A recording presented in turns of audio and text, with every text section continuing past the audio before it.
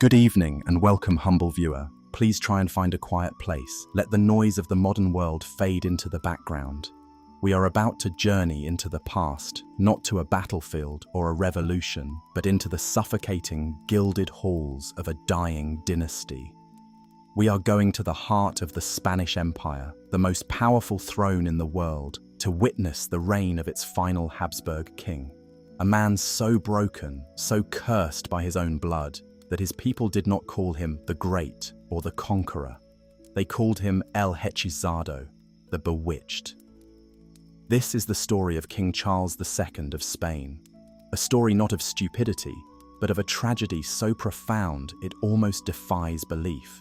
He was the product of a dynastic strategy so successful it led to utter ruin. To understand him, to understand how a human being could be born so shattered, we must first look away from the man and look instead at his blood. For the story of Charles II does not begin at his birth. It begins generations earlier with a political motto that became a genetic death sentence. It is a story of power, of pride, and of a family that, in its obsessive quest to preserve its own greatness, meticulously engineered its own extinction. The story of the curse that would culminate in Charles II begins, as many grand European tragedies do, with ambition. It begins with the House of Habsburg, a German dynasty that, by the late 15th century, had clawed its way to the throne of the Holy Roman Empire. The Habsburgs were masters of a unique form of warfare.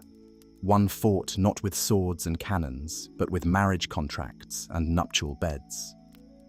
Their guiding principle, their entire political philosophy, was captured in 6 famous words of Latin. Bella gerunt alii, tu, Felix Austria, nube. Let others wage war, you, happy Austria, marry.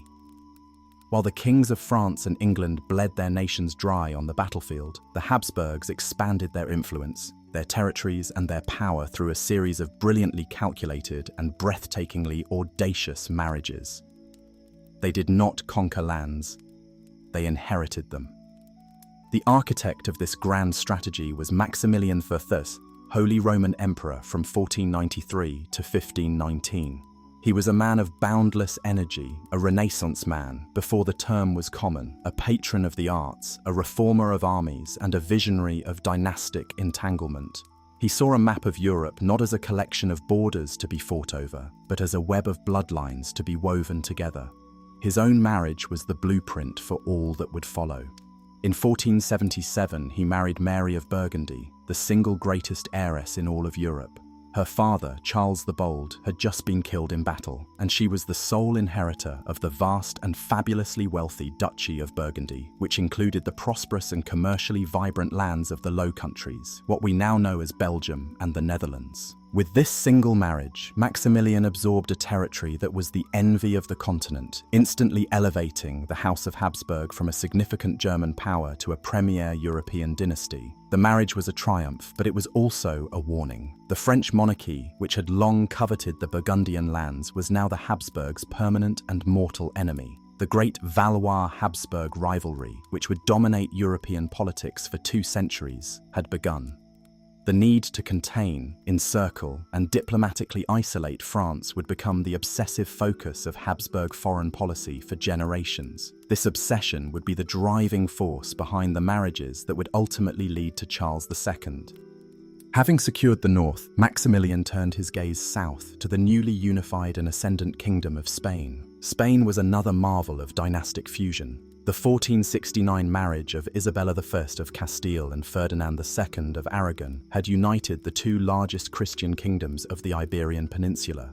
Together, these Catholic monarchs completed the centuries-long Reconquista by conquering the last Muslim emirate of Granada in 1492. In that same fateful year, they expelled the Jews from their kingdoms and sponsored the voyage of a Genoese sailor named Christopher Columbus, a venture that would, in a few short decades, lay the foundations of a colossal overseas empire and funnel incomprehensible wealth from the New World into the Spanish treasury. Spain was the rising superpower of the age, and Maximilian knew he needed to bind it to his house. The solution, once again, was marriage. a spectacular double marriage was arranged between the children of Maximilian and the children of Ferdinand and Isabella. Maximilian's son, Philip the Handsome, Duke of Burgundy, would marry Joanna, the daughter of the Spanish monarchs. In turn, Philip's sister, Margaret of Austria, would marry Joanna's brother, John, the Prince of Asturias and the heir to the Spanish throne. It was a perfect dynastic knot designed to create an unbreakable Austro-Spanish bloc that would hem France in from both the north and the south. The political logic was impeccable. The genetic consequences, however, would be catastrophic. The first tremor of the coming earthquake was felt in the person of Joanna of Castile. She is known to history as Juana la Loca, Joanna the Mad. Her story is one of the great tragedies of the age, a haunting prelude to the fate of her great-great-grandson, Charles II. When Philip the Handsome arrived in Spain, the 17-year-old Joanna fell for him with a terrifying, all-consuming passion. Their initial attraction was reportedly mutual and explosive, but Philip was a famously promiscuous and politically ambitious man, and he soon tired of his wife's suffocating intensity. Joanna's love curdled into a feverish, paranoid jealousy. She threw violent tantrums, screamed at his suspected mistresses, and sank into long periods of melancholic stupor. Her erratic behavior was a source of profound political embarrassment and instability. Then, tragedy struck the Spanish royal family in a rapid series of blows. The heir, Prince John, died suddenly in 1497, just 6 months after his marriage to Margaret of Austria. Then his elder sister, Isabella, Queen of Portugal, died in childbirth. Her infant son, who was for a brief time the heir to all of Spain and Portugal, also died. Suddenly, against all odds, the unstable Joanna was the direct heir to the crowns of both Castile and Aragon. Her husband, Philip the Handsome, stood to become the king of the most powerful nation in Europe. The fate of the burgeoning empire now rested on the shoulders of a woman whose grip on reality was, at best, tenuous. In 1506, Philip died suddenly of a fever at the age of 28. Joanna's fragile mind shattered completely. She refused to allow his body to be buried, convinced that he was merely sleeping and would awaken. For months, she commanded a grotesque funeral procession that wandered the bleak winter plains of Castile, with the lead-lined coffin of her handsome husband being opened every night so that she could gaze upon his decaying face. Her father, Ferdinand, was eventually forced to intervene. He declared her mentally unfit to rule and had her imprisoned in a grim, fortified convent in the remote town of Tordesillas. She would remain there, a queen in name only, a ghost haunting the political landscape for the next 46 years until her death. The question of Joanna's madness has been debated by historians for centuries. Was it a true psychosis, perhaps inherited? Was it a series of extreme emotional breakdowns fueled by grief and betrayal? Or was it, as some have argued, a convenient political fiction, exaggerated by her father and later her son, to justify usurping her power? The truth is likely a combination of all three. But for the Habsburg dynasty, the official story of Joanna the Mad planted a seed of doubt, a whisper of a hereditary taint in their triumphant bloodline. Her legacy was not just her vast inheritance, it was also a question mark, a hint of the darkness that could lurk within their meticulously curated genes. The beneficiary of this tragedy was Joanna's son, Charles of Ghent. Born in 1500, he was a boy who won the greatest lottery in the history of the world. From his father, Philip, he inherited the Habsburg lands in Austria and the rich Burgundian territories of the Low Countries. From his mother, Joanna, he inherited the United Kingdom of Spain, with its burgeoning empire in the Americas and its possessions in Italy. In 1519, upon the death of his grandfather Maximilian I, he was elected Holy Roman Emperor, becoming, as Charles V, the ruler of an empire over which it was truly said that the sun never set. He was, without question, the most powerful man on earth. Charles V was the apex of the Habsburg project, a ruler of formidable intelligence, deep piety, and a relentless sense of duty. He spent his life in the saddle, constantly traveling across his sprawling domains, fighting wars against France, against the Ottoman Turks who threatened Vienna, and against the Protestant Reformation that was tearing his German territories apart. Yet even at the height of his power, the policy of strategic marriage continued, only now it began to turn inward. The family had acquired all the territory it could. The new goal was to keep it. The dynasty had to be protected from outsiders. The blood must be kept pure. Charles V's own marriage set the precedent. In 1526, he married his first cousin, Isabella of Portugal. This was a politically astute match, strengthening ties with Spain's neighbor and bringing a massive dowry into the imperial coffers. But it was the first of many cousin marriages that would begin to narrow the Habsburg gene pool. To marry a first cousin required a special dispensation from the Pope, as it fell within the degrees of consanguinity forbidden by canon law. But for the all-powerful emperor, a papal bull was a mere formality, a political transaction. He paid the fee, and the dispensation was granted. The Church, for all its rules, rarely stood in the way of Habsburg ambition. This marriage between Charles V and Isabella of Portugal produced the next king of Spain, Philip II. And it is with Philip II that the genetic trap begins to close in earnest. Charles V, worn out by a lifetime of war and governance, made a stunning decision in 1556. He abdicated his thrones and split his colossal empire.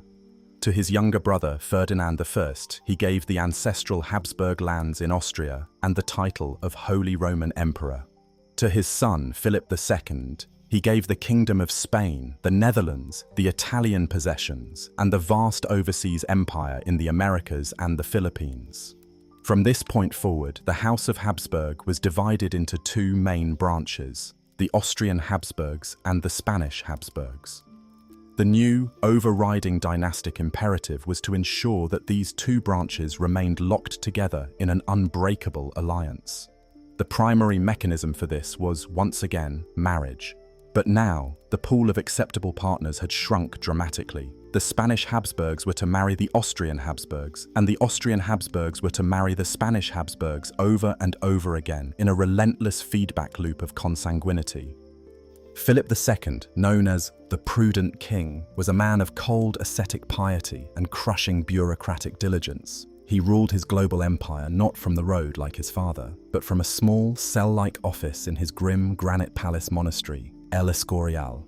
His reign was the golden age of Spain, but it was also a time of endless, draining wars, and his personal life was a series of dynastic tragedies. He would marry 4 times, each marriage a political calculation. His first wife was his first cousin. His second was the Catholic Queen of England, Mary Tudor. His third was a French princess, part of a peace treaty. None of these unions produced a surviving male heir to secure the Spanish throne. By the time he was in his 40s, Philip was desperate. The future of the Spanish world empire rested on him producing a son. He turned, as Habsburgs now did, to the other branch of the family. He sought the hand of Archduchess Anna of Austria. In political terms, she was the perfect choice. She was the daughter of the reigning Holy Roman Emperor, Maximilian II, reaffirming the crucial alliance between Madrid and Vienna. But in genetic terms, the match was an abomination. Anna of Austria was not only Philip II's first cousin. Her mother, Maria of Spain, was Philip II's own full-blooded sister. This made Anna Philip II's niece. He was marrying his own sister's daughter. The Pope once again was persuaded to grant the necessary dispensation. But even by the standards of the 16th century, this union was seen as dangerously close, a violation of both natural and divine law. This uncle-niece marriage between Philip II and Anna of Austria finally produced the long-awaited male heir, Philip III. But the price of this success was paid in the currency of biology. The genetic circle was tightening, and the resulting offspring were beginning to show the strain. Philip III was a physically frail and mentally indolent man, famous for his lethargic piety. He lacked the intelligence and work ethic of his father and grandfather, delegating most of the work of government to his favorite courtier, the Duke of Lerma. Under his reign, the Spanish Empire began its long, slow process of decline, beset by economic crises, military defeats, and administrative corruption. And whom did Philip III marry? In a depressingly predictable pattern, he married his own cousin, Margaret of Austria. She was the daughter of the Archduke of Austria, another link in the endless chain connecting the two branches of the family. The pattern was now set in stone. The Spanish Habsburgs had become a dynasty that was, quite literally, feeding on itself. The son of Philip III and Margaret of Austria was Philip IV. He reigned for 44 years, from 1621 to 1665. Like his father, he was intelligent but lacked the discipline for the hard work of kingship, preferring to indulge his passions for hunting, theatre, and women. His court was one of the most brilliant in Europe, immortalized by the genius of the court painter Diego Velázquez, whose psychologically penetrating portraits provide us with a haunting visual record of this inbred family. We can see the famous Habsburg jaw, mandibular prognathism, becoming more and more pronounced with each generation. This genetic trait, a severe underbite where the lower jaw grows out beyond the upper, made it difficult for them to chew their food properly and, in severe cases, to speak clearly. It was the most visible sign of the family's dwindling genetic diversity. Philip IV's first marriage was to a French princess, a rare outmarriage for political reasons. It produced a male heir, Balthazar Charles, whose proud and healthy appearance in a famous Velázquez portrait gave the dynasty a brief flicker of hope. But the boy died of smallpox at the age of 16, plunging the king and the kingdom into despair. Once again, the Spanish line was on the brink of extinction, and once again, Philip IV, now a widower, turned to the only acceptable source for a new queen, his own family in Vienna. The plan was for Philip IV's new heir, should he have one, to marry his niece, Mariana of Austria. But with the death of Balthazar Charles, the plan changed. The aging Philip IV decided he would marry his niece himself. Mariana of Austria was the daughter of the Holy Roman Emperor Ferdinand III and Philip IV's own sister, Maria Anna of Spain. Just like his grandfather Philip II, Philip IV was marrying his sister's daughter. He was 30 years older than his new bride. He was not just her husband, he was her uncle. This marriage, a direct and tragic echo of the past, was the final, fatal turn of the genetic screw. It was this union that would produce the last Spanish Habsburg, a child who would inherit all the accumulated genetic debt of the past 2 centuries. This child was Charles II. To understand the biological catastrophe that Charles II represented, we have to look at his family tree not as a branching structure, but as a loop, or more accurately, a tangled knot. In a normal family tree, the number of your ancestors doubles with each preceding generation. You have 2 parents, 4 grandparents, 8 great-grandparents, and so on. But Charles II's family tree does not branch out. It collapses in on itself. Because of the repeated intermarriages between closely related individuals, the same people appear over and over again in different positions. Of his 8 great-grandparents, 6 were descended from a single couple, Joanna the Mad and Philip the Handsome. His father, Philip IV, was also the first cousin once removed of his mother, Mariana. His maternal grandmother was also his paternal aunt. His maternal grandfather was also the brother of his paternal grandmother. It is a dizzying and unnatural web of kinship. Modern geneticists have a tool to measure this phenomenon, the coefficient of inbreeding, COI. This is a number that represents the probability that an individual will inherit 2 identical copies of a gene from an ancestor on both their mother's and father's side. For the general population, this number is close to 0. For the child of 2 third cousins, it is 0.0039. For the child of 2 first cousins, it is 0.0625. For the child of a brother and sister, or a parent and child, the coefficient of inbreeding is 0.25. The calculated coefficient of inbreeding for Charles II of Spain is 0.254. This number is staggering. It is one of the highest ever recorded in a human being. It means that the genetic makeup of Charles II was more homozygous, that is, he had more identical pairs of genes, than if his parents had been brother and sister. For a century and a half, the Habsburgs had, through their relentless policy of in-marriage, effectively replicated the genetic consequences of incest on a dynastic scale. This had profound implications. Recessive genetic disorders, which are usually masked by a healthy dominant gene from the other parent, were far more likely to express themselves when both parents carried the same flawed ancestral genes. The Habsburgs had inadvertently created the perfect storm for a genetic breakdown. They had loaded the gun with generations of uncle-niece and cousin-cousin marriages, and the trigger was pulled at the conception of their final heir. He was born in the Royal Alcázar of Madrid on November 6, 1661. He was the culmination of the Habsburg project, the living embodiment of a century of dynastic strategy. He was the heir to a global empire, a child upon whom the hopes and fears of millions rested. But he was also the repository of all the accumulated genetic errors, the final bill for his family's pride and paranoia. He was not a prince, he was a biological artifact, a human heirloom passed down one generation too many. The dynasty, in its obsessive, desperate attempt to preserve its power and its blood, had succeeded only in poisoning its own well beyond recovery. The price of their blood would be paid by this one solitary, tragic boy. He was born already a ghost, the last flickering ember of a fire that had consumed itself. The child who was born in the Royal Alcázar of Madrid on that bleak November day in 1661 was not, in the eyes of the court, a baby. He was a miracle, a political necessity, and a terrifying omen all at once. For 4 agonizing years, the Spanish monarchy, the greatest and most sprawling empire the world had ever known, had been without a male heir in the direct line. The death of Prince Philip Prospero in 1659 had been a devastating blow, a loss rendered in heartbreaking detail by the brush of Velázquez, who had painted the pale, sickly toddler just before his death, his small frame already bearing the weight of his family's cursed blood.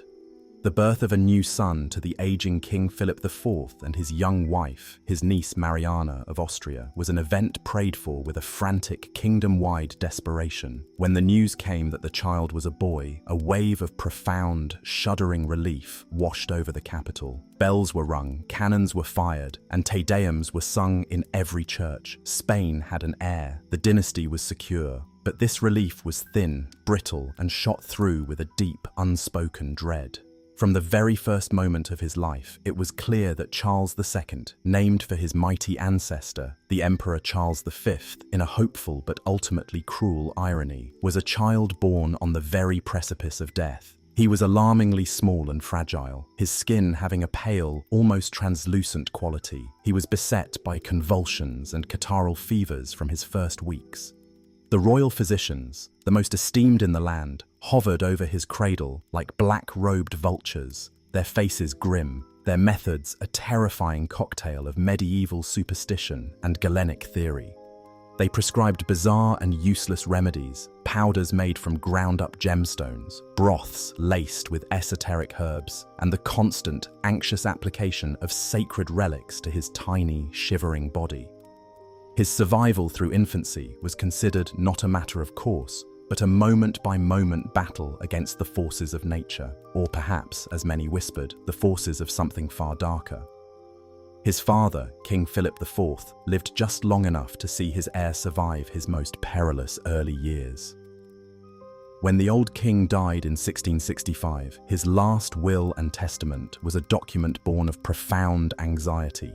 He named his wife, Queen Mariana, as the regent for their 4-year-old son, but he surrounded her with a governing council, a junta, because he harbored deep doubts about his wife's political acumen and, more terrifyingly, about the son upon whom everything now depended.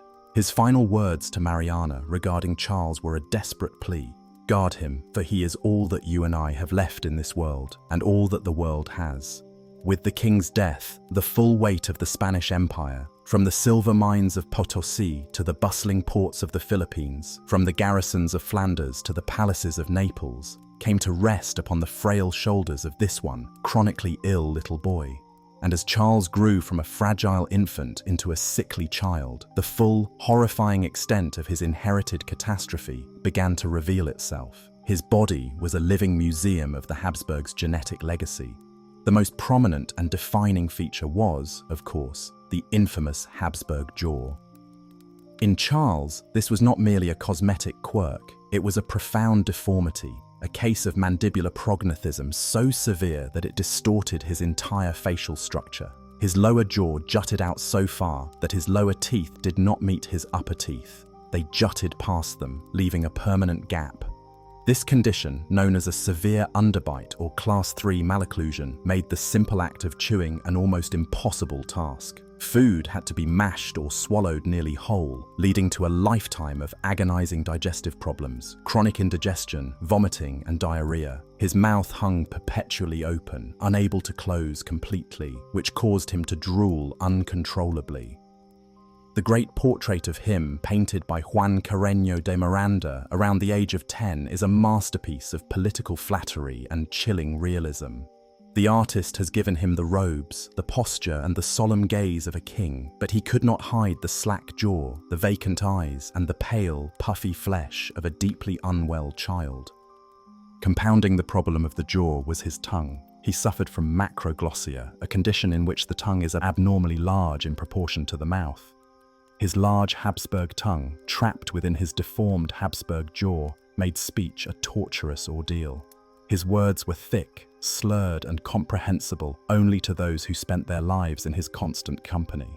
He was a king who could not properly eat, and a king who could not properly speak. The two most fundamental acts of a public monarch, presiding over a banquet and delivering a command, were for him sources of daily struggle and humiliation. His physical development was alarmingly slow, a constant source of panic and despair within the court. He was not weaned from his wet nurse until he was nearly 5 years old, an age when other aristocratic boys were already beginning their training in horsemanship and Latin. He could not stand on his own 2 feet until he was 6. His legs were thin and bowed, likely from rickets, a disease of bone development caused by a lack of vitamin D, a common affliction in a prince who was kept swaddled and indoors, shielded from the sun, which was thought to carry ill humors. He was carried everywhere, treated not as a growing boy, but as a precious porcelain doll that might shatter at the slightest touch. His first faltering steps were a cause for national celebration, a milestone that should have been passed in infancy. This profound physical fragility shaped the core philosophy of his upbringing, a philosophy dictated by his mother, the Queen Regent Mariana, a woman of deep piety, limited intellect, and an all-consuming maternal anxiety. Mariana's entire policy regarding her son could be summarized in one word: survival. The goal was not to raise a competent monarch, to forge a strong character, or to educate a statesman. The goal, first and foremost, was simply to keep Charles alive until he could reach maturity and, God willing, produce an heir of his own. This single-minded obsession with his physical preservation led to an upbringing that was, in its own way, as crippling as his genetic inheritance.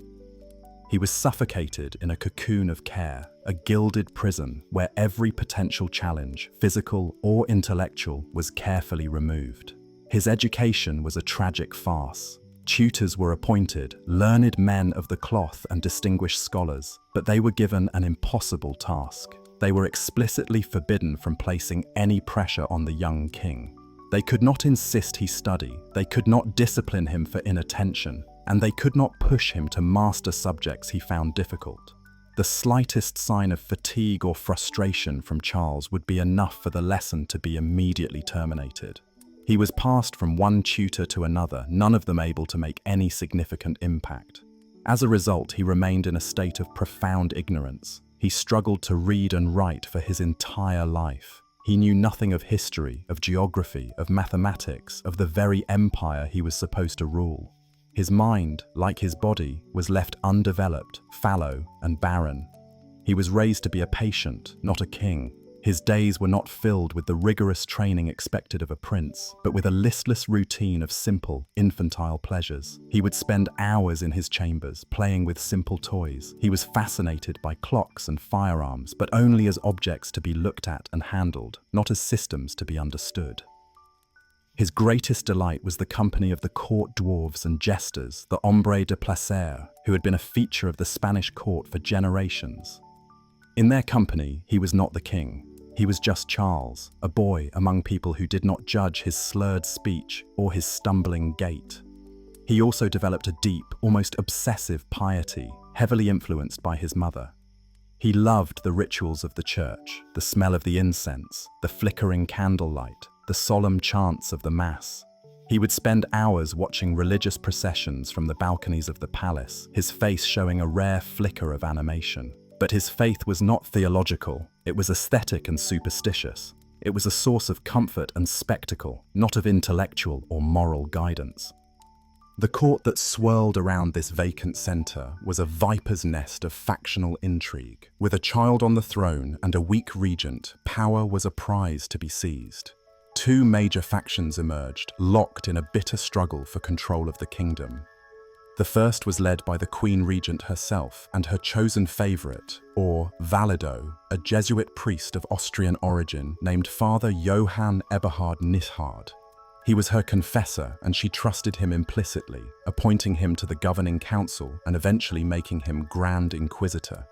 But to the proud, xenophobic Spanish grandees, Nithard was an arrogant foreign upstart, a symbol of the Queen's misrule and her unhealthy favoritism.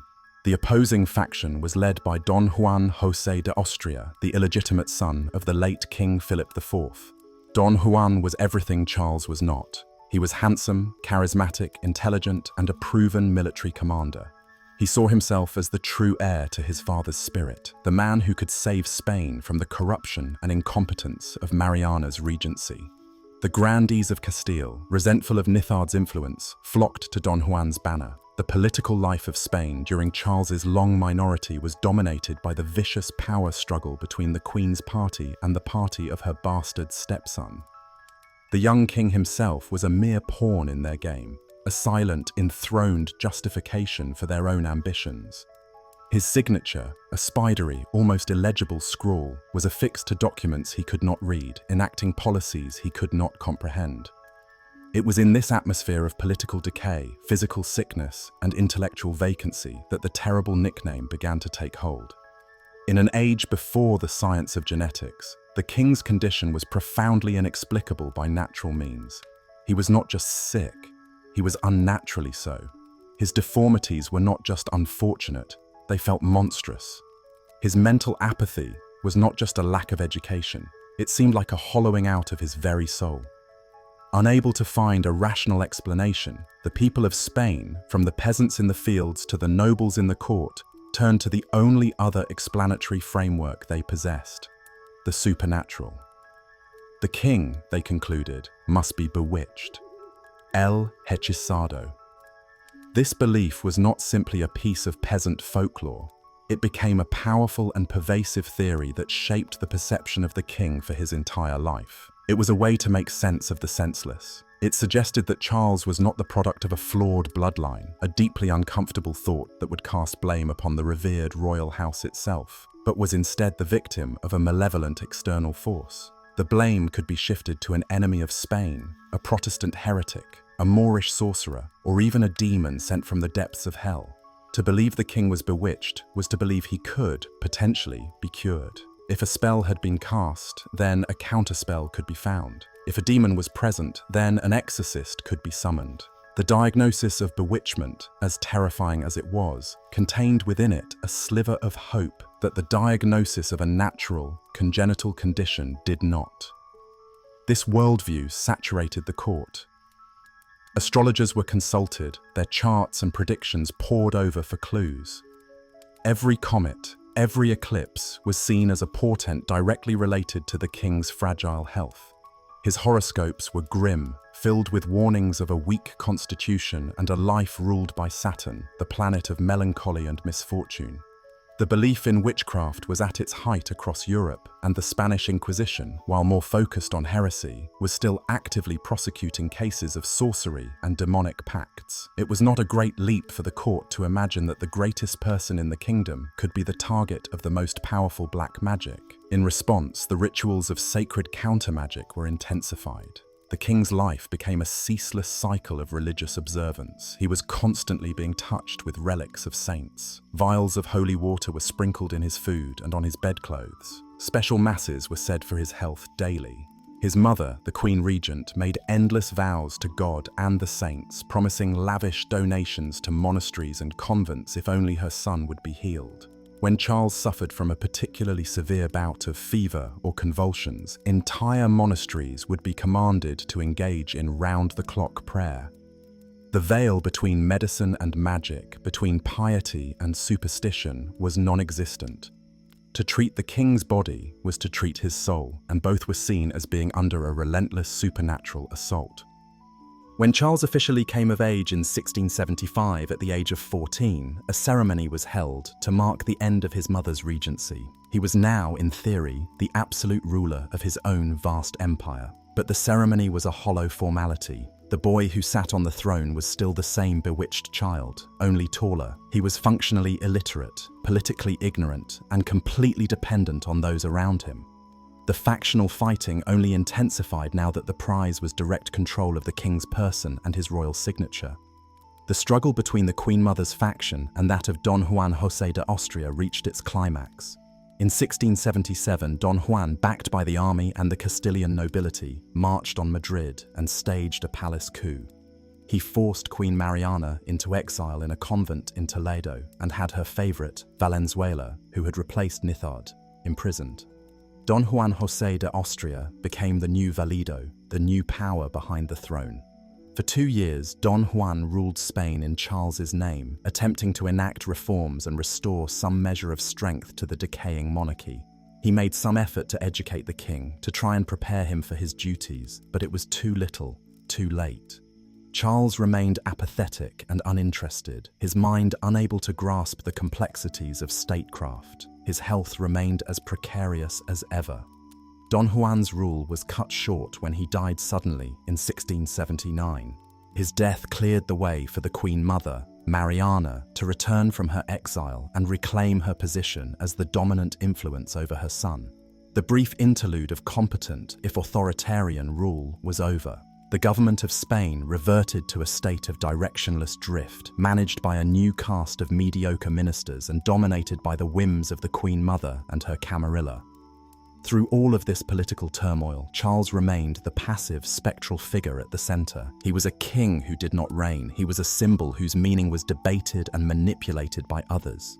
Was he a divine punishment for the sins of his nation? Was he a holy innocent, a suffering Christ-like figure whose piety would redeem his people? Or was he simply a cursed vessel, a human effigy animated by forces beyond his comprehension? The one thing no one truly believed was that he was a man in charge of his own destiny, or the destiny of his empire. His childhood had not been a preparation for life. It had been a long, slow, and public demonstration of his own incapacity. He had been so carefully guarded from death that he had, in effect, been prevented from ever truly living. The bewitched boy had become the bewitched king, a phantom on his own throne, waiting for the next act of his tragic story to be written for him by others. The most pressing matter, the one upon which the future of the entire Western world now hinged, was marriage. A wife had to be found for the king, and an heir had to be conceived. It was a prospect that filled the courts of Europe with a mixture of morbid fascination and profound dread. The boy who could barely stand on his own was now expected to secure the future of a dynasty that had already poured all of its poisoned essence into his veins.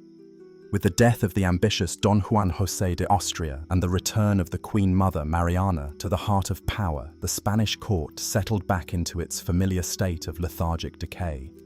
The brief, bracing shock of Don Juan's attempted reforms faded like a dream, and the government of the vast global empire once again fell into the hands of mediocrities, presided over by a king who was a king in name only. Charles II, now a young man in his late teens, was the still, silent center of a rotting galaxy. He was the phantom on the throne, a constitutional necessity whose physical presence was required to legitimize the actions of those who ruled in his name, but whose mind and will were almost entirely absent from the process of governance. His reign was not a reign at all, it was a vacuum, and into that vacuum rushed all the ambition, corruption, and geopolitical maneuvering that a dying empire could attract. To understand the nature of Charles's kingship is to understand the concept of a government operating on pure momentum. The Spanish monarchy of the late 17th century was a colossal administrative machine, a vast bureaucracy of councils, viceroys, and secretaries that had been built up over 2 centuries. This machine, once guided by the diligent hand of Philip II or the grand vision of Charles V, now ran largely on its own inertia.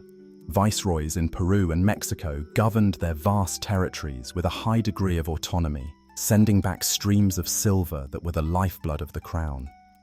Councils in Madrid, the Council of Castile, the Council of Aragon, the Council of the Indies, the Council of Italy continued to meet, to deliberate, and to produce mountains of paperwork following the complex procedures and protocols established by generations of their predecessors. Decrees were issued, laws were passed, and appointments were made, all bearing the shaky, almost illegible signature of Yo el Rey, I, the King. A signature that Charles would painstakingly apply to documents he could not read and whose contents he did not understand. He was the royal stamp, the human seal that gave the machinery of state its veneer of legitimacy. The actual business of ruling was a chaotic and constant struggle for influence over the king's person. Power did not reside in any official office, but in proximity to the monarch. The court was divided into competing factions, each vying to place their own candidate into the position of valido, or favorite. This was not a formal, constitutional role, but an informal one of immense power, held by the man who could command the king's ear and trust. Under Charles, whose trust was as malleable as a child's, this position was perpetually unstable.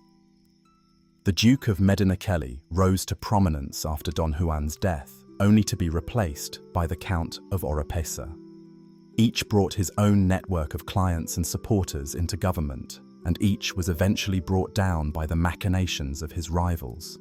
The court was a hotbed of whispered conspiracies, secret alliances, and character assassinations, all swirling around a monarch who was largely oblivious to the struggles being waged for control of his will. Charles's daily routine was a testament to his incapacity. It was a monotonous and heavily ritualized existence, designed to shield him from any complexity or stress.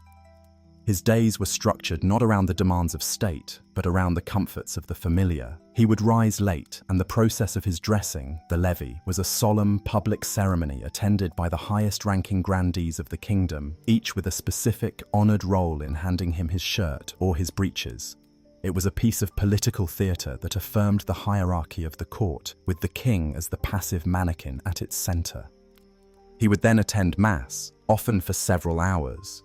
His devotion, nurtured by his mother, was the most powerful force in his life, but it was a simple, unquestioning faith. He found comfort in the unchanging liturgy, in the sensory spectacle of the rituals. After mass, he might receive ambassadors, a duty that filled him with profound anxiety. He would sit, slack-jawed and silent, on his throne while the foreign envoy delivered his address. Charles would rarely speak, and if a response was required, it would be a few mumbled, pre-rehearsed words, with the substantive reply being delivered by his chief minister. These audiences were deeply unsettling for foreign observers, who would send back dispatches to their own courts describing the shocking vacancy of the Spanish king. The French ambassador, the Marquis de Villars, wrote with a mixture of pity and contempt. He is so weak and so miserable in appearance that it is difficult to look at him without being moved to compassion. He is treated as a child, though he is now a man. The afternoons were often given over to simple pastimes. He would sometimes go for a carefully supervised carriage ride. Hunting, the traditional vigorous pastime of kings, was impossible for him, but he enjoyed a tamer version where game would be driven by beaters directly in front of his stationary position, allowing him to take a shot with a specially designed light firearm without exertion. He would spend hours in the royal armory, staring at the gleaming suits of armor of his warrior ancestors, Charles V, Philip II, as if trying to draw strength from their memory. He loved the theatre and comedies, laughing with a childlike simplicity at the slapstick of the court jesters. But his greatest pleasure remained, as it had in his childhood, the company of his dogs and the simple-minded dwarves and buffoons who populated the lower echelons of the court. With them, there was no pretense. His slurred speech and slow mind were not a source of national shame, but simply a fact of life. In their company, he could, for a few moments, be unburdened from the crushing weight of being a king. The actual governance of Spain took place in the council chambers, far from the king's apartments. Here, the ministers and secretaries would debate policy, manage the empire's finances, and respond to crises. The dominant figure throughout much of this period was the Queen Mother, Mariana. Though officially stripped of the regency, she remained the most powerful individual in the kingdom through her absolute emotional control over her son. Charles adored his mother with a fierce, dependent love. He trusted her completely and would agree to anything she asked. Her apartments in the Alcázar became the true center of political power. It was she who orchestrated the rise and fall of ministers like Medinaceli and Oropesa. Her political goals were simple: to preserve the power of the monarchy, to maintain the all-important alliance with her family, the Austrian Habsburgs, and to ensure that her son's precarious health was not threatened. Her influence was deeply conservative, resistant to any reforms that might upset the traditional order, and profoundly suspicious of any minister who grew too powerful or independent. This system of government, or lack thereof, had devastating consequences for the Spanish Empire. While the machine of state continued to run, it was running down. Spain in the late 17th century was a kingdom in a state of profound and visible decay. The constant stream of silver from the Americas, which had funded the empire's ambitions for 2 centuries, was beginning to decline as the richest veins were exhausted. The silver that did arrive was often already mortgaged to foreign bankers to pay for Spain's endless and largely unsuccessful wars. The Spanish countryside was depopulated, its agriculture inefficient. The expulsion of the Moriscos in the early 17th century had crippled the economies of Valencia and Aragon. The tax system was antiquated and crushingly unfair, placing the heaviest burden on the peasants of Castile, while the nobility and the church, the wealthiest landowners, were largely exempt. The Spanish currency, the velón, was repeatedly devalued, leading to rampant inflation and economic instability. On the international stage, Spain was a shadow of its former self, a wounded giant being carved up by its rivals. The primary antagonist was the rising son of France, ruled by the glorious and ruthlessly ambitious King Louis XIV, the Sun King. Louis XIV's entire foreign policy was aimed at breaking the old Habsburg encirclement and achieving French hegemony over the continent. He saw the weakness of Spain under Charles II as a golden opportunity. Throughout Charles's reign, Louis waged a series of aggressive wars, nibbling away at the Spanish possessions. The War of Devolution, 1667–68, saw France seize valuable territories in the Spanish Netherlands. The Franco-Dutch War, 1672–78, resulted in Spain losing the Franche-Comté, a key territory that linked its Italian possessions to the Netherlands. The War of the Reunions, 1683–84, saw further French annexations. In each of these conflicts, the Spanish armies were poorly equipped, badly led, and unable to halt the French advance. Charles II would be forced to sign one humiliating peace treaty after another, ceding territory and prestige. His reign was a long, slow litany of diplomatic and military defeat. He was a king who could not protect his own inheritance. The Phantom King was not entirely without his own moments of will, but they were rare, fleeting, and often tragically misguided. One of the most revealing episodes concerned his personal intervention in the case of the Conversos, the descendants of Jews who had converted to Christianity. In the late 1670s, there was a resurgence of inquisitorial activity against the Conversos of Mallorca and Madrid, who were accused of secretly practicing Judaism. This culminated in a massive auto da fe in Madrid in 1680, a public spectacle where heretics were paraded and sentenced.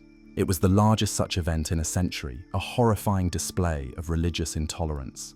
Charles II not only presided over the event, but seemed to take a genuine, pious interest in the proceedings. In his mind, which had been shaped by a simple and fearful faith, upholding the purity of Catholicism was his most sacred duty as king. He saw the inquisitors not as persecutors, but as protectors of his kingdom from divine wrath. This was one of the few areas of policy where he showed any personal conviction, a tragic testament to an education that had taught him superstition instead of statesmanship. Another area where the king's personal feelings had a direct impact was in the aesthetics of his court. He appointed the artist Luca Giordano, a Neapolitan master of the Baroque, as his new court painter. Giordano's vibrant, energetic, and light-filled frescoes transformed the dark, somber interiors of the Escorial and other royal palaces. It was as if the king, trapped in his own dark and decaying body, sought a visual antidote, a world of painted light and heroic movement to contrast with his own static and shadowed existence. His patronage of Giordano was one of the few positive legacies of his direct rule, a final, brilliant flash of artistic glory before the Spanish Golden Age was extinguished for good. But these were exceptions. For the most part, the king was a passenger in his own reign. The court painter Claudio Coelho captured the essence of his rule in a magnificent and deeply strange painting titled The Adoration of the Sacred Host, also known as La Sagrada Forma. The painting depicts a grand ceremony inside the sacristy of the Escorial. Dozens of courtiers and priests are gathered in a stunningly realistic architectural setting, and at the center of it all, kneeling in adoration of the Eucharist, is King Charles II. He is shown in profile, his Habsburg jaw prominent, his expression one of rapt, simple-minded piety. He is the king, the focal point of the painting, and yet he is completely passive. The action is happening around him. He is a spectator at his own ceremony, just as he was a spectator at his own reign. The painting is a masterpiece of Baroque propaganda, showcasing the piety and majesty of the king, but it is also an unintentional documentary of his tragic reality. He is present, but not participating. He is there, but not really there. The great problem that overshadowed all others, the question that obsessed not only the Spanish court but every chancellery in Europe, was the succession. Charles was weak, he was sickly, and he was childless. His every cough and fever sent tremors through the diplomatic world. The Spanish Empire, though decaying, was still the single greatest inheritance on the planet. It included not just Spain but also the southern Netherlands, Milan, Naples, Sicily, Sardinia, and the entirety of the Spanish Americas and the Philippines. The question of who would inherit this vast collection of territories upon Charles's death was the most explosive issue in international politics. If he were to die without a direct heir, the Spanish Habsburg line would be extinct and the throne would be up for grabs. There were two main claimants, each with a strong legal and genealogical case, and each backed by a great European power. The first claimant was the House of Bourbon, in the person of Louis XIV of France. Louis's wife, Maria Theresa, was Charles II's own half-sister, the eldest daughter of King Philip IV from his first marriage. By the laws of succession, her claim was arguably the strongest. However, in her marriage contract, Maria Theresa had explicitly renounced her rights, and those of her children, to the Spanish throne. This renunciation was a condition of the peace treaty between France and Spain. But Louis XIV argued with some justification that the renunciation was invalid because Spain had never paid her massive dowry, which was part of the same treaty. The French king was therefore poised to claim the entire Spanish inheritance for his son, the Grand Dauphin, or his grandson, Philip, Duke of Anjou. The prospect of a union between the French and Spanish crowns, creating a single gargantuan superpower that would dominate the continent, was a nightmare scenario for the rest of Europe, particularly for England and the Dutch Republic. The second claimant was the House of Habsburg, in the person of the Holy Roman Emperor Leopold I in Vienna. Leopold was Charles II's first cousin on both sides. His mother was Charles's aunt, and his father was the brother of Charles's grandmother. Furthermore, Leopold's first wife had been another of Charles's half-sisters, Margaret Theresa, the little princess at the center of Velázquez's masterpiece Las Meninas. Leopold argued that the Habsburg inheritance should stay within the Habsburg family. The Spanish lands should pass to the Austrian branch, preserving the family legacy and, crucially, maintaining the balance of power in Europe against French aggression. He designated his younger son, the Archduke Charles, as his candidate for the Spanish throne. The Spanish court itself was bitterly divided between these two factions. The French party and the Austrian party engaged in a relentless cold war within the palace walls. The Queen Mother, Mariana, as an Austrian Habsburg herself, was the fierce and unyielding leader of the Austrian faction. She worked tirelessly to ensure that her son would name his Austrian cousin, the Archduke Charles, as his successor. But the French ambassador was equally active, bribing Spanish grandees, spreading pro-French propaganda, and working to sway the king in favor of the Bourbon claimant. The king himself was caught in the middle of this titanic struggle. He was pressured from all sides, by his mother, by his ministers, by foreign ambassadors. They whispered in his ear, they flattered him, they tried to manipulate his simple piety and his deep-seated anxieties. For Charles, the issue was not one of geopolitical strategy. It was a matter of family, of duty, and of a terrifying responsibility he was utterly unequipped to handle. The fate of the world was being debated over his head, a complex game of chess whose rules he could not begin to understand. He was the most important piece on the board, the king, but he was also the most powerless, unable to direct his own moves. The phantom on the throne was about to become the greatest prize in a global war, his impending death a catalyst for a conflict that would set the world on fire. But before the end, there was one last, desperate gamble to be made, one final hope for a miracle. He had to marry. He had to produce an heir. The broken body of the last Habsburg was about to be subjected to the ultimate test.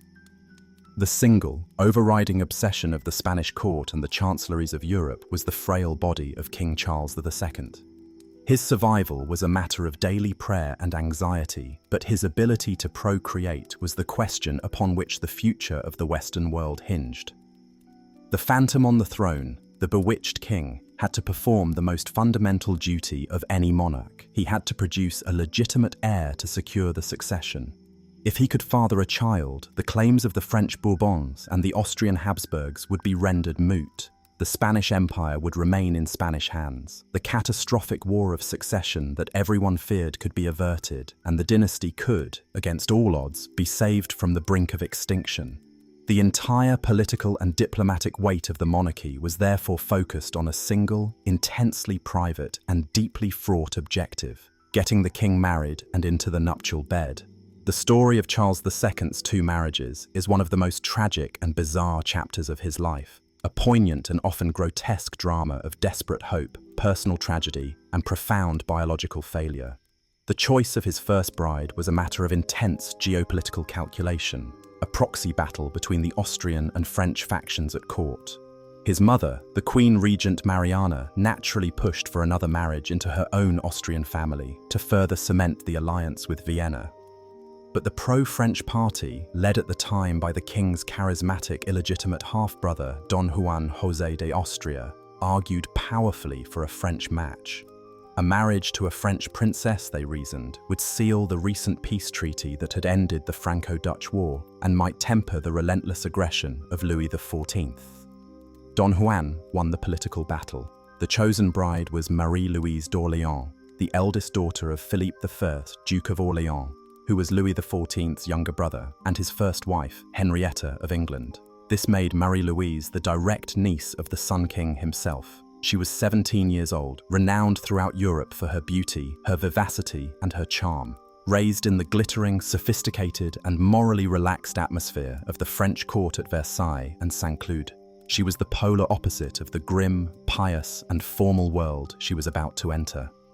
The news of her impending marriage to the King of Spain was, for Marie-Louise, a death sentence. She was in love with her cousin, the Grand Dauphin, and had entertained hopes of marrying him one day. The prospect of being sent to the notoriously rigid and gloomy Spanish court to marry a man known throughout Europe to be deformed, sickly, and mentally deficient filled her with absolute horror. The story, perhaps apocryphal but widely repeated, is that when her uncle, Louis XIV, formally announced the match to her, she retorted, "You could have done better for your niece." To which the implacable Sun King replied, "I could have done worse for the Queen of Spain." Her fate was sealed. Like so many princesses of her era, she was a diplomatic pawn, her personal happiness sacrificed for the strategic interests of her family and her nation. The marriage by proxy was celebrated with lavish splendor at the Palace of Fontainebleau in August 1679. Don Juan José de Austria had died just before it, but his policy triumphed. The teenage bride then began her long, slow journey to the Spanish border, a journey marked by elaborate ceremonies and a growing sense of dread. She was met on the border, on an island in the Bidasoa River, the same spot where Spanish and French royalty had met for generations to exchange princesses, by her new Spanish household. The transition was immediate and brutal. Her light-hearted French ladies-in-waiting were dismissed and sent back to France. She was stripped of her fashionable French gowns and dressed in the stiff, deeply conservative and unflattering Spanish style, dominated by the wide, cumbersome guardanfante, a variation of the farthingale, and dark, somber colors. She was now no longer a French princess, she was the Queen of Spain, and she was expected to conform to the rigid, suffocating etiquette, the etiquetta that governed every second of life in the Spanish court. Her first meeting with her husband, Charles II, took place in a small town outside Burgos. The 19-year-old king was instantly and utterly captivated. He had never seen anyone like Marie-Louise. Her beauty, her energy, her very essence seemed to him something miraculous. For his part, Charles's appearance must have confirmed all of her worst fears. He was tall and gaunt, his face dominated by the jutting Habsburg jaw, his eyes vacant, his speech thick and difficult to understand. Yet, to her credit and his great relief, Marie-Louise treated him with a kindness and gentleness that he had never known from anyone outside his immediate circle of attendants. Charles fell deeply, obsessively, and pathetically in love with his new wife. She became the absolute center of his universe, the sole source of light in his dim and shadowed world. The court entered Madrid in a spectacular procession, and the official wedding ceremony took place. The festivities that followed were among the most magnificent the city had ever seen, including the infamous auto da fe of 1680, which the new queen was forced to witness. But behind the public spectacle, the private reality of the marriage was a source of intense scrutiny and mounting panic. The primary purpose of the union was to produce an heir. Every month that passed without news of a royal pregnancy ratcheted up the pressure. The court, the nation, and all of Europe were watching, waiting, and whispering. The problem, it became increasingly clear, was the king himself. The nuptial bed, the stage for the hoped-for miracle, became a place of profound anxiety and failure. Charles, for all his adoration of his wife, was plagued by a host of physical and psychological issues that made the act of consummation difficult, if not impossible. While the exact nature of his problems is impossible to diagnose with certainty across the centuries, contemporary accounts and modern analysis point to a perfect storm of pathologies. He is believed to have suffered from an undescended testicle, monarchism, and a condition known as phimosis, where the foreskin is too tight to be retracted, making arousal painful.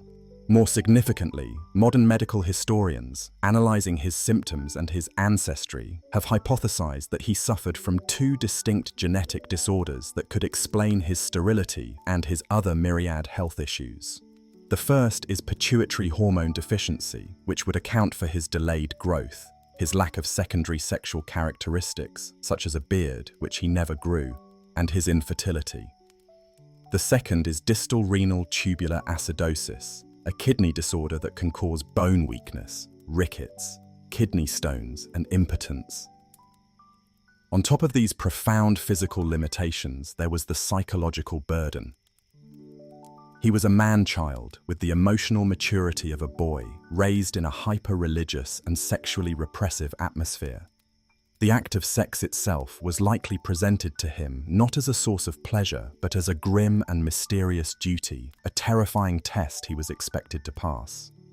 His deep-seated insecurities, his constant physical discomfort, and his likely impotence created a cycle of performance anxiety that was almost certainly insurmountable. He adored his wife, but his adoration was that of a devoted puppy, not a husband. He would follow her around the palace, gaze at her for hours, and shower her with gifts, but the physical consummation of their marriage remained elusive. For Marie-Louise, life as the Queen of Spain was a living hell.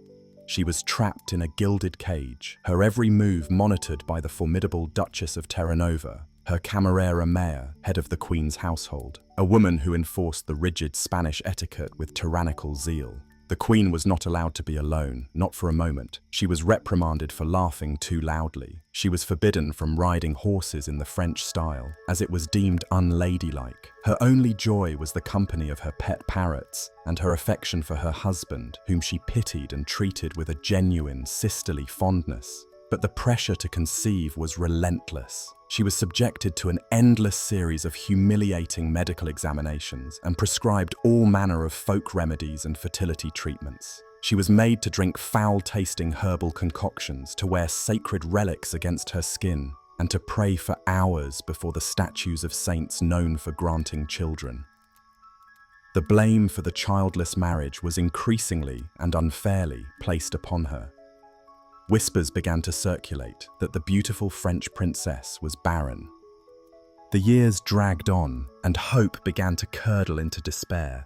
The marriage that was supposed to solve the succession crisis had only served to highlight it. Charles's devotion to Marie-Louise never wavered. He would weep with frustration at their failure to conceive, blaming himself and the curse he believed had been placed upon him. There were moments of desperate, almost comical tragedy. On one occasion, seeking a change of scenery to inspire a miracle, the royal couple made a pilgrimage to the monastery of Guadalupe. The monks, hoping to encourage the king, showed him a room filled with the tiny crutches and braces left behind by children who had been miraculously cured at the shrine. The sight, intended to inspire hope, instead plunged the king into a deep melancholy, a stark reminder of his own brokenness. Then, in 1689, after nearly 10 years of marriage, tragedy struck. Marie-Louise, still only 26 years old, fell violently ill with what was likely peritonitis, possibly caused by a ruptured appendix. She died after a few days of agony. Charles was driven to the very brink of madness by his grief. He was utterly inconsolable. He refused to eat, he could not sleep, and he would cry for hours on end. He would command his carriage to take him to the Escorial, where her body lay in the royal crypt, and he would sit for hours by her coffin, talking to her as if she was still alive. His ministers became genuinely concerned that he would die of grief, leaving the kingdom without a ruler at all. But the ruthless logic of statecraft does not allow for personal grief.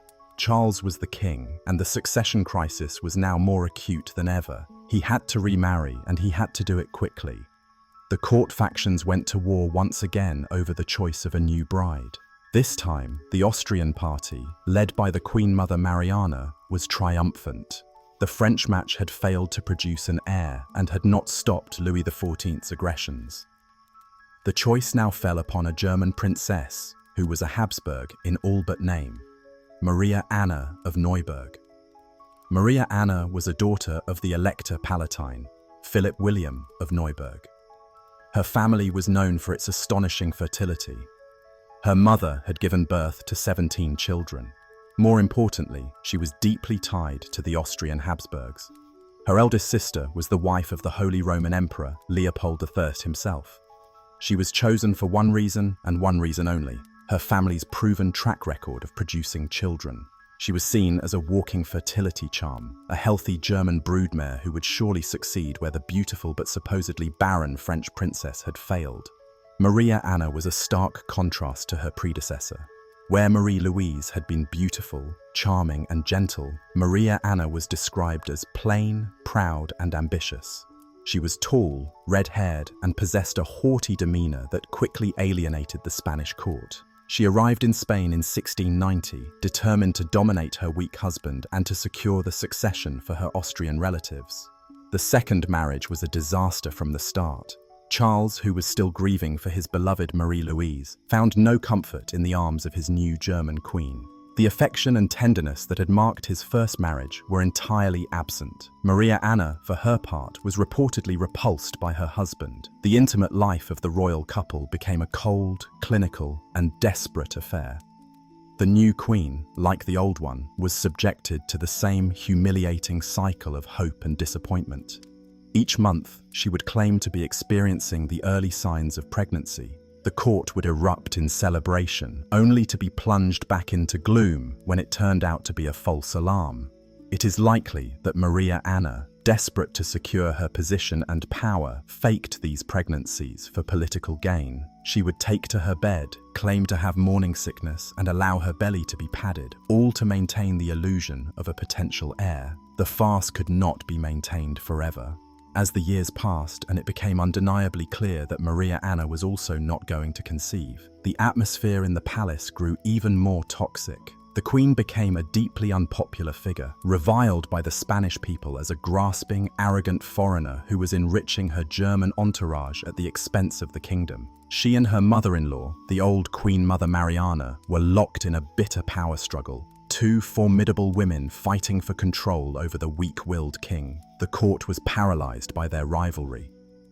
With the hope of a natural heir now all but extinguished, the question of the king's condition returned with a vengeance. The diagnosis of bewitchment, which had always lingered in the background, now moved to the forefront. If two healthy, fertile queens had failed to conceive, the problem could not be a simple matter of biology. It had to be supernatural. A dark spell, it was argued, had rendered the king impotent and sterile, cursing his marriage bed and the future of Spain. This belief was actively encouraged by the pro-Austrian faction, including the queen herself, as it provided a convenient explanation for her childlessness and suggested that a spiritual cure might still be possible. The final years of Charles II's reign descended into a macabre theatre of superstition and religious hysteria. The king, now entering his 30s, was a physical and mental wreck. His health was in a state of terminal decline. He suffered from premature senility, his memory failing, his moments of lucidity becoming rarer. His legs were so swollen with edema that he could barely walk. He was tormented by fits of rage and deep, bottomless depressions. He was convinced, utterly and completely, that his body was a vessel for demonic forces. In this desperate climate, the court turned to the most extreme remedy available: exorcism. A series of priests and friars, some with reputations as demonologists, were brought to the palace to diagnose and treat the king. The most famous of these was a German Capuchin friar from the queen's entourage, Fray Mauro Tenda, who, along with the king's own confessor, began a series of secret spiritual examinations. They would question the king for hours, searching for signs of demonic possession. They claimed that when they presented the king with a blessed candle, a demonic voice, speaking through Charles, would cry out, "It burns me." They concluded that the king was indeed possessed, the victim of a spell cast years ago, likely through a cursed cup of chocolate, and that the spell was designed to prevent him from procreating. The exorcisms became a grotesque spectacle. Charles would be subjected to long rituals, commanded to vomit up the supposed curse, and made to listen to endless prayers and incantations. The proceedings were so extreme that they became a political scandal. The Grand Inquisitor, Cardinal Rocaberti, initially supported the exorcisms, but later grew wary of the German friars' influence. A rival faction at court, supported by the French, denounced the exorcists as charlatans who were torturing the king for their own political ends. The affair escalated until the Inquisition itself was forced to intervene, launching an investigation into the exorcists. The Demon of Spain became the talk of Europe, a final humiliating confirmation of the utter degradation of the Spanish monarchy. The exorcisms, of course, failed. They succeeded only in further terrorizing the frail and mentally unstable king, plunging him deeper into his own private hell. He was a man haunted not by demons, but by the ghosts of his own ancestors, his body the final, crumbling prison of the Habsburg bloodline. His two marriages, which were meant to be the salvation of his dynasty, had instead served as the final, conclusive proof of its end. They were a decade-long public demonstration of his impotence, a tragic epilogue to a story that had been written in his genes long before he was born. The bed of state had remained barren, and the vultures circling the Spanish throne began to prepare for the feast. The only question left was who would inherit the corpse of the empire, a decision that now rested on the wavering, bewitched mind of its dying king. While the Spanish court was consumed by the intimate tragedy of the king's barren marriages and the grotesque theatre of his exorcisms, the vast global empire he nominally ruled was crumbling. The reign of Charles II was not merely a personal or dynastic failure, it was a period of profound and accelerating national decline. The Kingdom of Spain, which a century earlier had been the undisputed superpower of the Western world, the master of a global empire upon which the sun never set, was now a hollowed-out colossus, a pitiful giant, in the words of one contemporary observer. Its immense size and legendary wealth masked a deep systemic rot that had been festering for generations. Under the vacant gaze of its phantom king, this decay became acute, manifesting in military humiliation, economic collapse, social stagnation, and a pervasive, soul-crushing sense of national demoralization known to Spanish intellectuals of the time as decadencia. The military power that had once been the terror of Europe was now a shadow of its former self. The legendary Spanish tercios, the disciplined formations of pikemen and musketeers that had dominated the battlefields of the 16th and early 17th centuries, were now poorly paid, badly equipped, and scarcely trained. The Spanish crown was effectively bankrupt, unable to fund its armies or maintain its once mighty navy. Fortresses along the Pyrenees and in the Spanish Netherlands, the crucial northern frontier against France, were undermanned and crumbling from neglect. The navy, which had once controlled the Atlantic, was now a fraction of the size of the English, Dutch, or French fleets, incapable of properly defending the vital silver fleets from the Americas against the depredations of pirates and privateers. This military weakness was ruthlessly exploited by Spain's great rival, King Louis XIV of France. The reign of Charles II can be charted as a series of humiliating military defeats at the hands of the French. The War of Devolution, the Franco-Dutch War, the War of the Reunions. Each conflict saw French armies march with impunity into Spanish territory, capturing key cities and fortresses. Charles II's ministers were powerless to stop the onslaught. They would protest, they would attempt to form alliances, but they could not field an army capable of meeting the French on equal terms. Each war ended with another dictated peace, another humiliating treaty signed at the expense of Spanish territory and prestige. The Treaty of Aix-la-Chapelle, the Treaty of Nijmegen, the Truce of Ratisbon, they are a litany of Spanish losses. The kingdom was like a great wounded beast, unable to prevent the wolves from tearing away pieces of its flesh. This constant military failure was a source of deep national shame. The pride of the Castilian nobility, their sense of themselves as a warrior aristocracy chosen by God to defend Christendom, was shattered by the undeniable reality of their own impotence. The economic foundations of the empire were just as rotten as its military ones.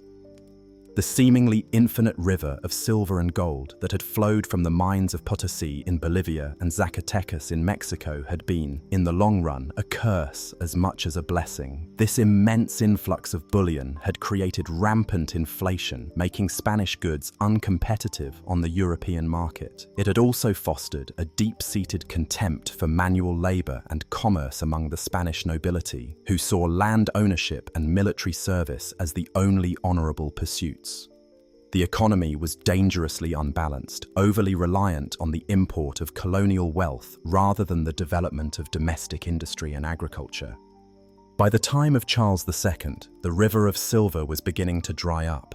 The richest mines were becoming exhausted and the cost of extraction was rising. The silver that did arrive in Seville was often not even Spanish property. It was already signed over to Genoese, German and Dutch bankers to pay the interest on the crown's colossal debts incurred fighting the religious and political wars of the previous century. The crown was trapped in a perpetual cycle of borrowing at ruinous interest rates, lurching from one financial crisis to the next. The royal administration resorted to disastrous fiscal policies to stay afloat. The most damaging of these was currency debasement. The government would recall the primary silver and copper coins, the vellon, and reissue them with a lower precious metal content but the same face value. This was a form of default, a way of taxing the populace by destroying the value of their savings.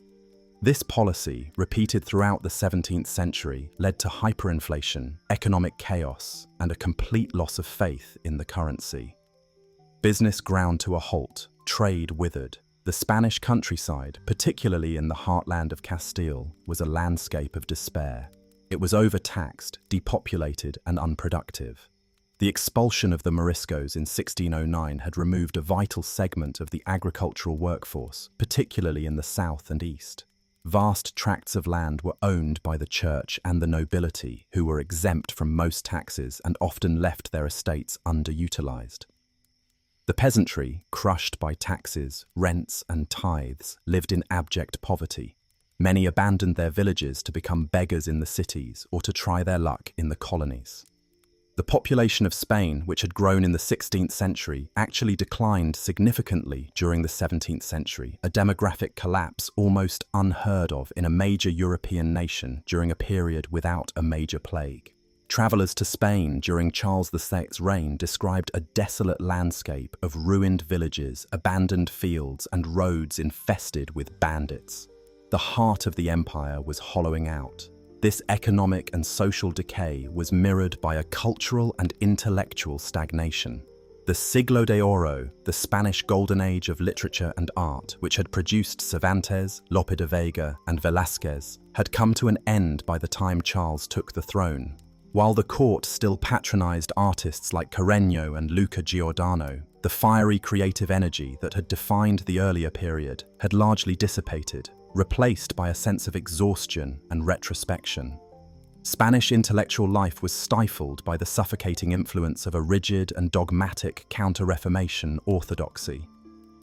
The Spanish Inquisition, while its power was waning, still cast a long shadow, discouraging scientific inquiry and philosophical speculation that strayed from approved religious doctrine.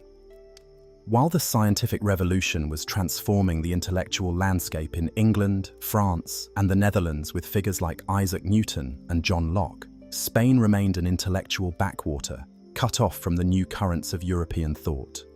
The universities, once great centers of learning, had become moribund institutions, focused on theology and scholastic philosophy, hostile to the new experimental sciences.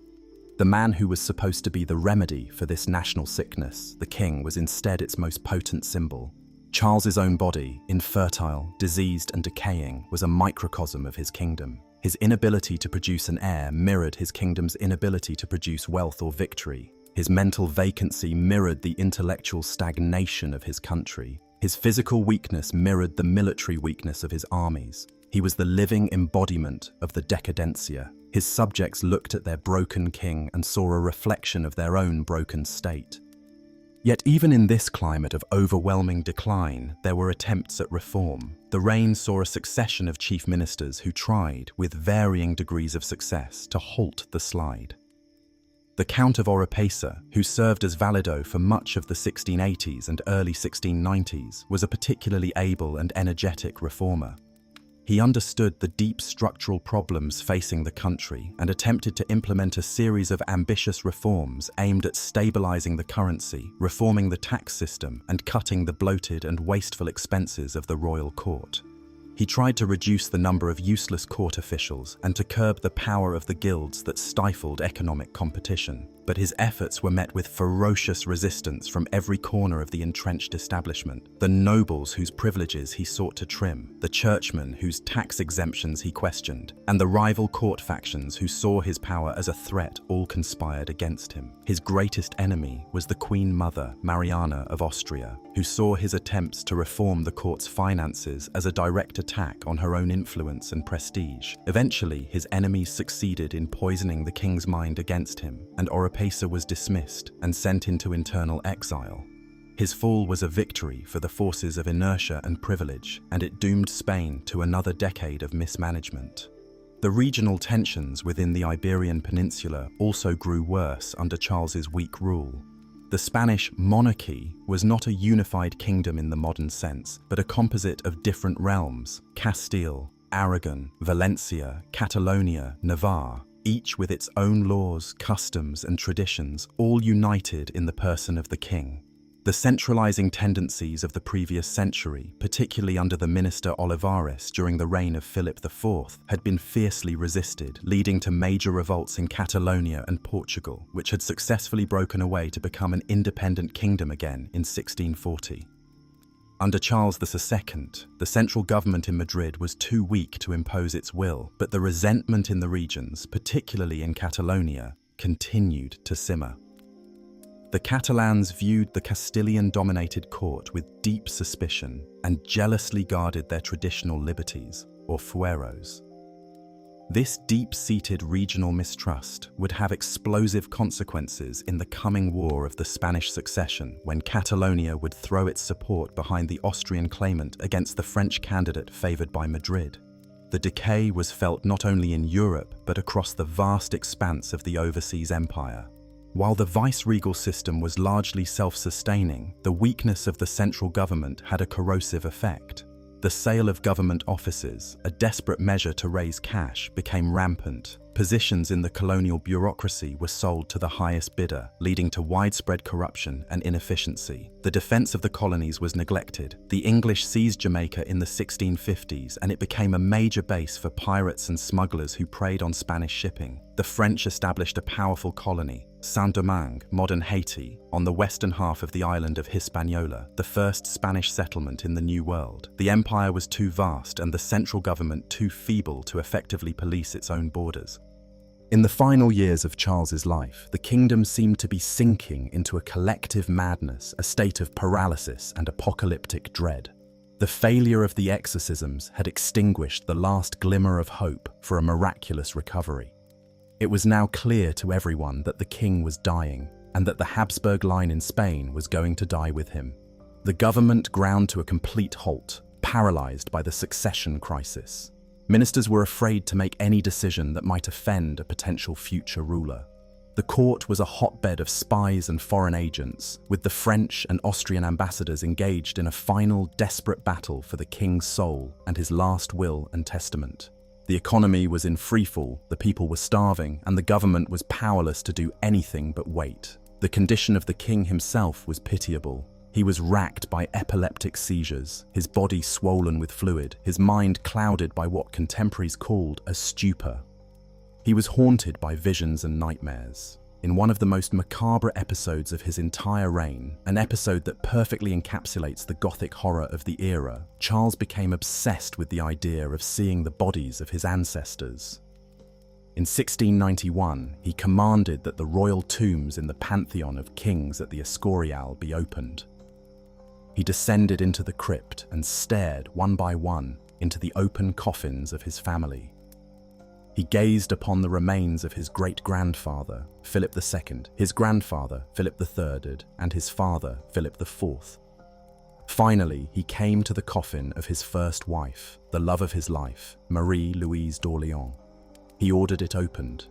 He looked upon her decomposed face for a long time, then reportedly turned away, sobbing, "I am going to see her again soon." It was the act of a man trying to come to terms with his own mortality. A man who felt more at home among the dead than among the living. He was the king of a necropolis, the last guardian of a family crypt, and his kingdom was a reflection of his own living death. The once great Spanish Empire, weakened by endless wars, crippled by economic folly, and stifled by its own rigid orthodoxy, was now, like its king, simply waiting to die. The only question was how violent the death throes would be. As the 17th century limped towards its close, the court of King Charles II of Spain ceased to be the functioning government of a global empire. It transformed into a deathbed vigil, a macabre international theatre where the dying king was both the central actor and the grand prize. The courts of Europe, which for decades had watched the slow, agonizing decay of the Spanish Habsburgs with a mixture of pity, contempt, and morbid curiosity, now sharpened their focus with a predatory intensity.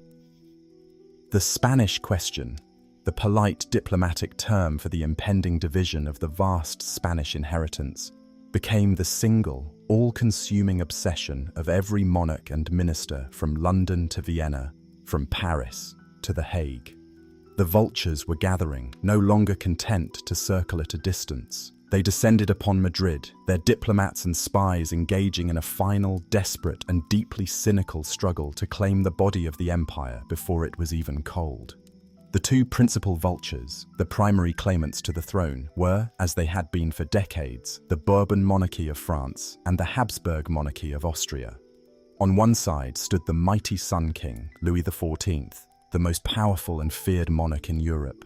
He claimed the inheritance for his grandson, Philip, Duke of Anjou, based on the rights of his wife, Maria Theresa, who was Charles II's half-sister.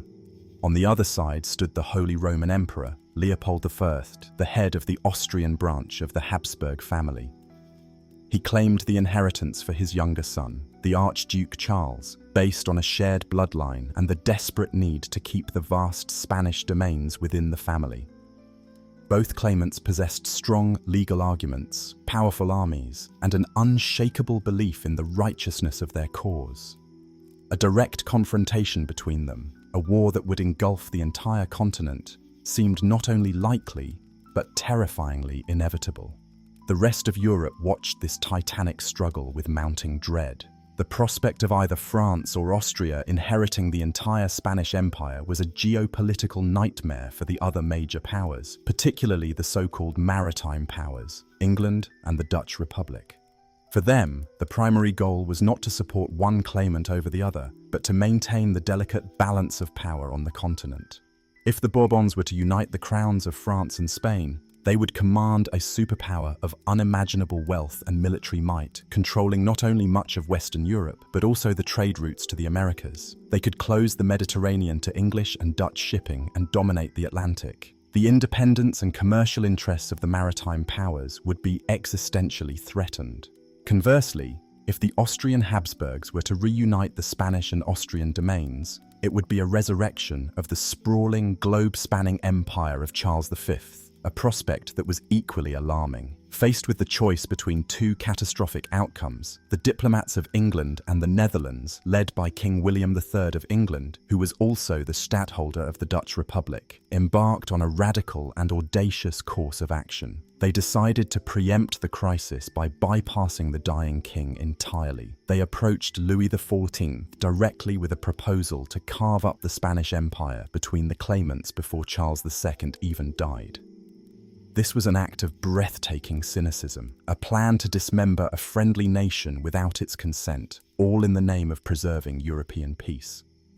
The result was the First Partition Treaty, secretly negotiated and signed in 1698. The terms of the treaty were a masterpiece of diplomatic horse trading. The bulk of the inheritance, Spain itself, the Spanish Netherlands, and the vast overseas colonies, would go to a compromise candidate, a 6-year-old Bavarian prince named Joseph Ferdinand. Joseph Ferdinand had a plausible, though not overwhelming, claim to the throne. His mother was the daughter of Emperor Leopold I and his first wife, Charles II's other half-sister. Crucially, he was neither a Bourbon nor an Austrian Habsburg, so his succession would not dramatically upset the balance of power. The two main claimants, France and Austria, would be compensated with significant chunks of Spain's Italian possessions. France would receive Naples and Sicily, while Austria would get the Duchy of Milan. It was, on paper, a neat and logical solution, a rational division of the spoils designed to avoid a general war. There was just one problem. Nobody had bothered to inform the Spanish.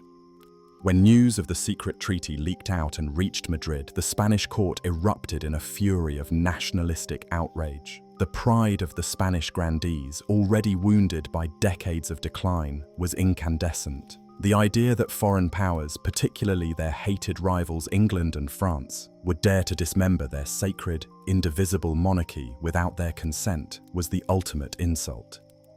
King Charles II himself, in a rare moment of clarity and anger, was incensed. He saw the treaty as a plot by heretics and foreigners to steal his God-given inheritance. In response to the Partition Treaty, and heavily influenced by his pro-Austrian wife, Maria Anna, Charles drew up his own will in 1698. In it, he defied the partitioners and named the young Bavarian prince, Joseph Ferdinand, as the sole heir to his entire, undivided empire.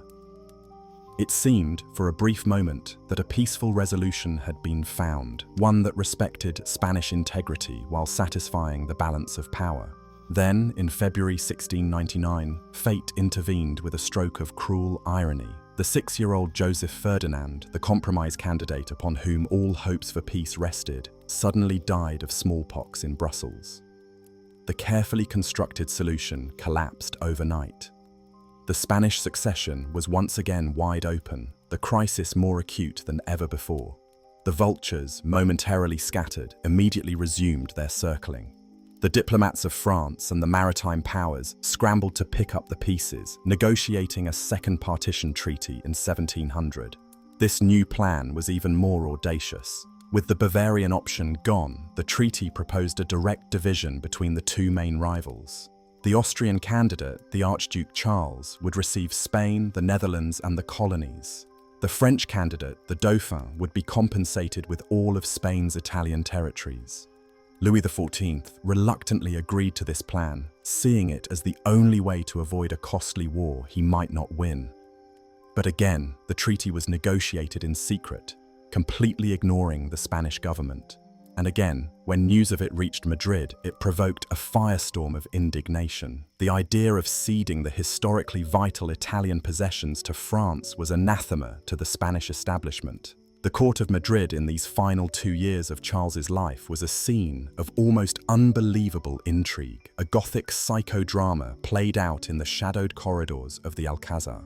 The king was now almost completely incapacitated, his body racked with seizures, his mind drifting in and out of consciousness. He was a living ghost, his will the ultimate prize in a battle between two powerful factions. On one side was the Queen, Maria Anna of Neuburg, the fierce and domineering leader of the pro-Austrian party.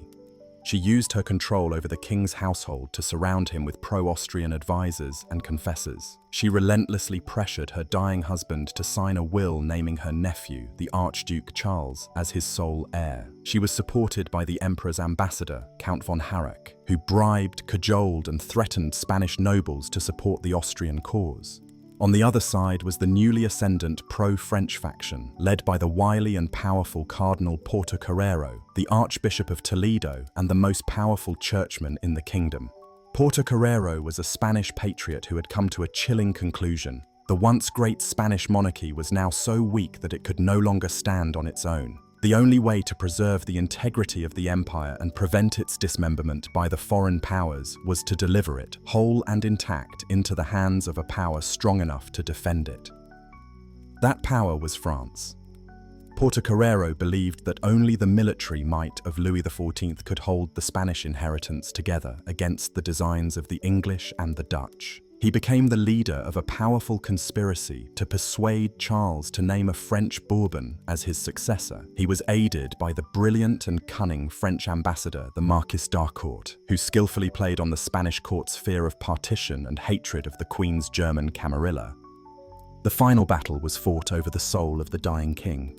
Both factions knew that Charles, in his deeply superstitious state, would be most influenced by his spiritual advisors. The struggle became a war of confessors. The Queen ensured the king was attended by priests loyal to the Austrian cause. Cardinal Portocarrero, meanwhile, worked to replace them with clerics who would urge a French succession. He argued with powerful theological force that the greatest threat to Spain was the partition treaties, a plot hatched by the Protestant heretics of England and Holland. The only true Catholic power capable of defending the faith and the empire was France.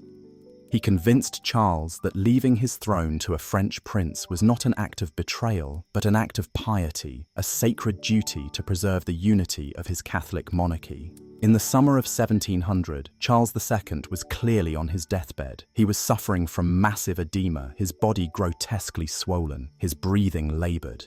The factions made their final moves. Cardinal Portocarrero and the Council of State managed to isolate the king from the Queen. They presented him with a final, desperate argument. If he chose the Austrian Archduke, the maritime powers would enforce the Second Partition Treaty, and the empire would be torn apart.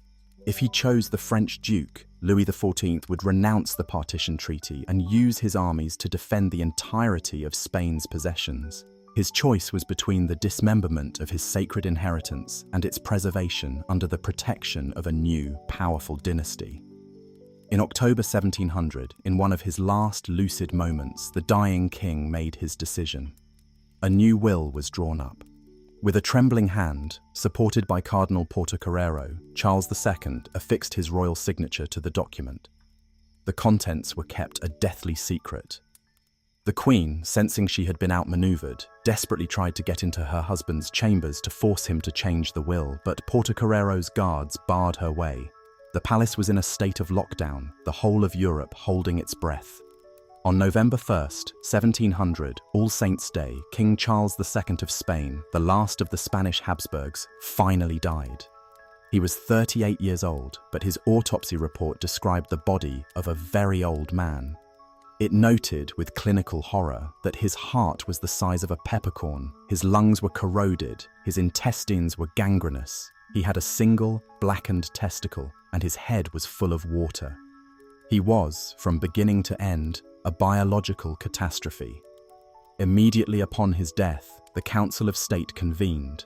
The doors were sealed, the king's last will and testament was brought forth. Cardinal Portocarrero broke the seals and read the fateful document aloud to the assembled grandees and foreign ambassadors. The room was thick with tension. The will declared that the Spanish monarchy was one and indivisible, and that it must never be broken up. It then proceeded to name the heir to the entire, undivided empire. It was not the Austrian Archduke Charles, it was the French Prince Philip, Duke of Anjou, the 17-year-old grandson of Louis XIV. The will contained a final, crucial clause. If Louis XIV refused to accept the undivided inheritance for his grandson and instead adhered to the partition treaties, the entire inheritance would then pass to the other claimant, the Archduke Charles. The decision was a stunning victory for the French faction and a devastating blow to the emperor and the maritime powers. Charles II, in his final act, had completely upended the carefully balanced calculations of European diplomacy. He had presented Louis XIV with a choice that was both a magnificent temptation and a terrible dilemma. The Sun King could either accept the will, claim the entire Spanish Empire for his grandson, and in doing so, make his Bourbon dynasty the undisputed master of Europe. This course of action, however, would mean repudiating the second partition treaty he had just signed and would almost certainly provoke a massive war with Austria and the maritime powers. Or he could honor the partition treaty, take only the Italian territories for France, and allow the Austrian Archduke to become King of Spain. This would preserve the peace, but it would mean rejecting the spectacular prize that had just fallen into his lap, an act of self-denial that was utterly alien to his character. The court of Versailles was gripped by debate for several days, but the choice was never really in doubt. The temptation was too great to resist. In a famous scene at the Palace of Versailles, Louis XIV summoned his court and the Spanish ambassador. He emerged, standing beside his grandson, the Duke of Anjou, and declared, "Gentlemen, you see before you the King of Spain." He then turned to his grandson and spoke the famous words, "Il n'y a plus de Pyrénées." There are no more Pyrenees. The mountains that had separated the two great rival kingdoms for centuries had, in his mind, been erased. The Bourbon dynasty now reigned on both sides. The Sun King had accepted the will. The vultures had stopped circling. The largest of them had claimed the entire carcass. The stage was now set for the bloodiest and most widespread conflict Europe had seen in a century, the War of the Spanish Succession. The death of the Phantom King, a man whose life had been one of weakness and failure, had, in its final moments, unleashed a global catastrophe. In the final desperate years of his life, as his body and mind crumbled under the immense weight of his genetic inheritance, King Charles II and his court became consumed by the one explanation that seemed to make sense of the inexplicable. He was bewitched. The failure of 2 marriages to produce an heir, the ceaseless litany of his physical ailments, the profound inertia of his will, these could not simply be the products of nature. They had to be the result of a malevolent supernatural assault. This conviction, born of piety, fear, and a pre-scientific worldview, plunged the Spanish monarchy into its most bizarre and humiliating chapter. The political struggle for the king's will became intertwined with a spiritual battle for his soul, a battle waged through the dark and terrifying ritual of exorcism. This was not a sideshow to the political drama. It was its very heart, a final Gothic paroxysm before the dynasty's final breath. The belief that Charles was El Hechizado, the bewitched, had been a whispered undercurrent for most of his life, but it surged into the open in the mid-1690s. after it became clear that his second wife, Maria Anna of Neuburg, would also remain childless. The Austrian faction at court, led by the Queen herself, actively promoted this theory. It was a politically brilliant, if deeply cynical, maneuver. By defining the king's impotence and infertility as the result of a demonic spell, they achieved two crucial goals. First, it deflected any blame from the Queen, whose family's famous fertility was her primary asset. She was not barren, she was merely the victim of a curse leveled against her husband. Second, and more importantly, it offered a sliver of hope, however faint. A natural, congenital condition was incurable, a fatalistic dead end. But a spell could, in theory, be broken. A demon could be cast out. The diagnosis of bewitchment transformed the succession crisis from a medical problem into a spiritual one, opening the door to the church's most powerful and terrifying weapons. The atmosphere at court was ripe for such a belief. The palace was a place of deep shadows and morbid piety. The king himself was tormented by religious terrors, his weak mind plagued by a crushing sense of guilt and a fear of divine punishment. His mother-in-law, the Dowager Queen Mariana of Austria, had been a woman of intense, almost fanatical religious devotion, and his wife, Maria Anna, followed in her footsteps. The court was swarming with priests, monks, and confessors, each with their own theories and proposed remedies. Into this feverish environment stepped a number of clerical figures who would become the chief architects of the king's final ordeal. The primary instigator was a Capuchin friar from the Queen's German entourage, Fray Mauro Tenda. He was a man steeped in the demonological lore of Central Europe, a region where the fear of witchcraft was particularly potent. He gained the confidence of the Queen and the king's own confessor, Fray Froilan Diaz, and together they began a secret spiritual investigation into the king's condition. They did not see a man suffering from a lifetime of congenital illness. They saw a soul under demonic siege. Their method was a form of spiritual interrogation, questioning the king for hours on end about his feelings, his dreams, his fears, looking for the telltale signs of possession. According to their own accounts, which were later used in an inquisitorial investigation, the evidence they gathered was dramatic. They claimed that during these sessions, the king's demeanor would change, that a different, hostile personality would emerge. They alleged that this entity, speaking through the king's mouth, would react with violence to the presence of sacred objects. They reported that when they brought a blessed candle near the king, he would recoil, and a guttural voice would cry out, "No me quemes, don't burn me." They claimed the demon identified itself and confessed to the details of its foul work.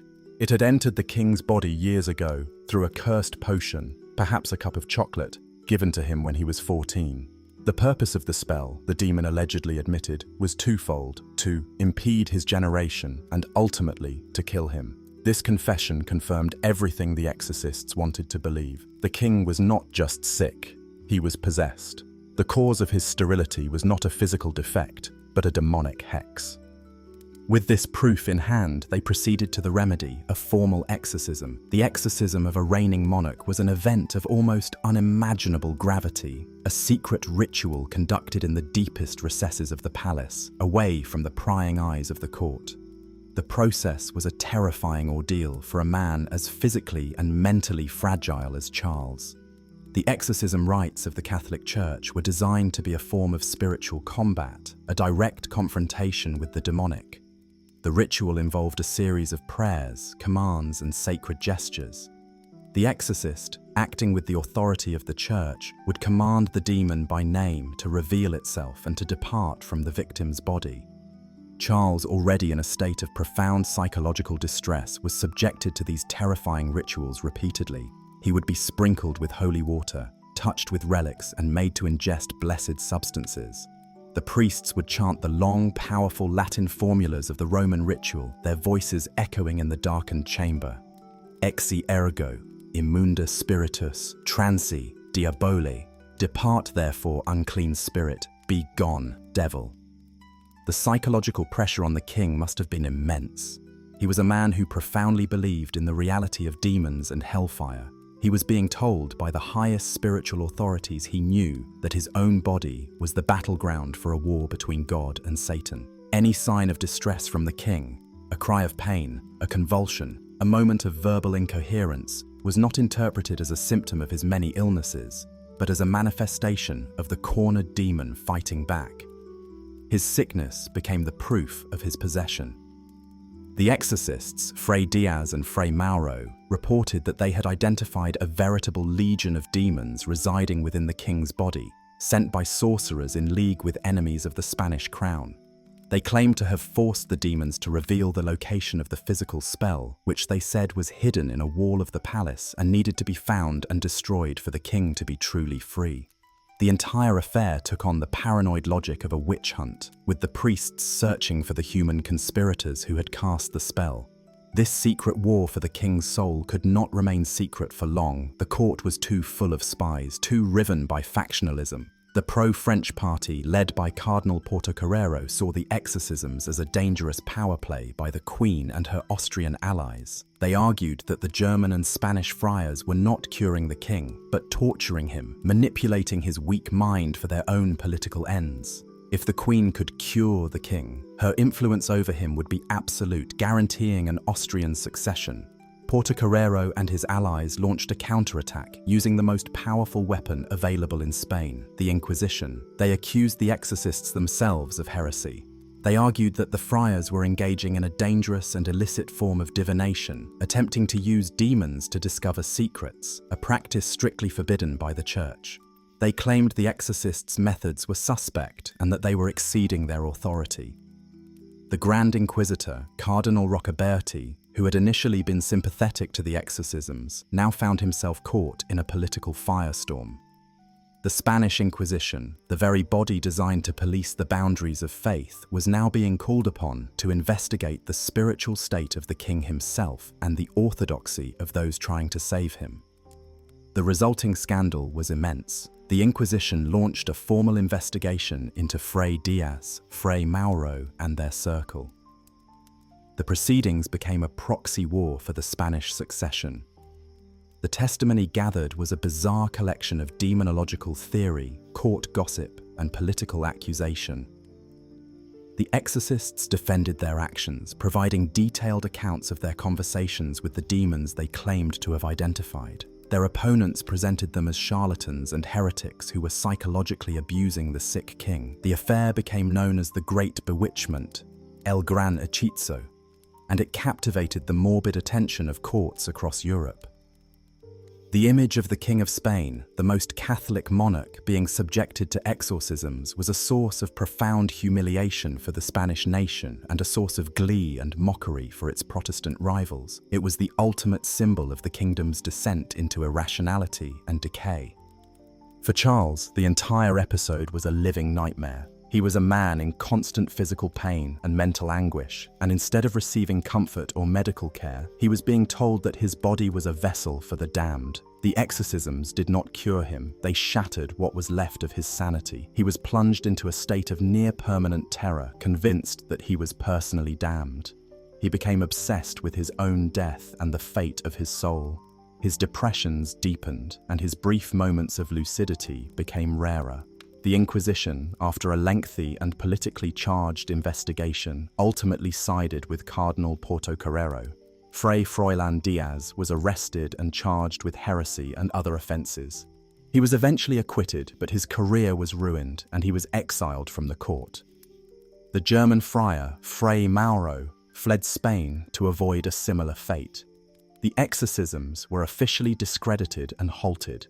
The spiritual battle for the king's soul was over, and the pro-French faction had won a decisive victory. They had successfully removed the Queen's most influential spiritual advisors and had proven that the Austrian method of curing the king was a dangerous fraud. This victory was a crucial stepping stone in their ultimate triumph, convincing the now utterly broken and terrified king to sign a will, leaving his throne to a French prince. They had argued that the Austrian-backed exorcisms were a failure. Now they offered a new kind of salvation, a political one, guaranteed by the power of Louis XIV. Even after the official exorcisms ended, the belief in the king's bewitchment lingered, a permanent stain on his memory. It was a more comforting explanation than the stark, terrifying truth. The truth was that Charles II was not the victim of a demon, but of his own blood. He was the end result of 2 centuries of a deliberate, systematic, and ultimately suicidal breeding program. The Habsburgs, in their quest for purity and power, had violated the most fundamental laws of biology, and Charles was the bill that had finally come due. The demons that haunted him were not from hell. They were the recessive genes of his ancestors, the ghosts of Joanna the Mad, Philip II, and all the others, rising up from within his own DNA to claim their final victim. The exorcism affair stands as one of the strangest and most tragic episodes in the history of any European monarchy. It reveals a world caught between medieval superstition and the dawning age of reason. It shows how, in the absence of scientific understanding, the human mind will construct elaborate supernatural narratives to explain the inexplicable. And at its center is the pathetic figure of Charles II, a king whose suffering was so immense and so strange that his people could only understand it as a battle for the soul of the world itself. He was not just a sick man, he was a theological problem, a living testament to the reality of evil in the world. The final irony is that his tormentors, the exorcists, were likely acting out of a genuine, if misguided, belief that they were saving him.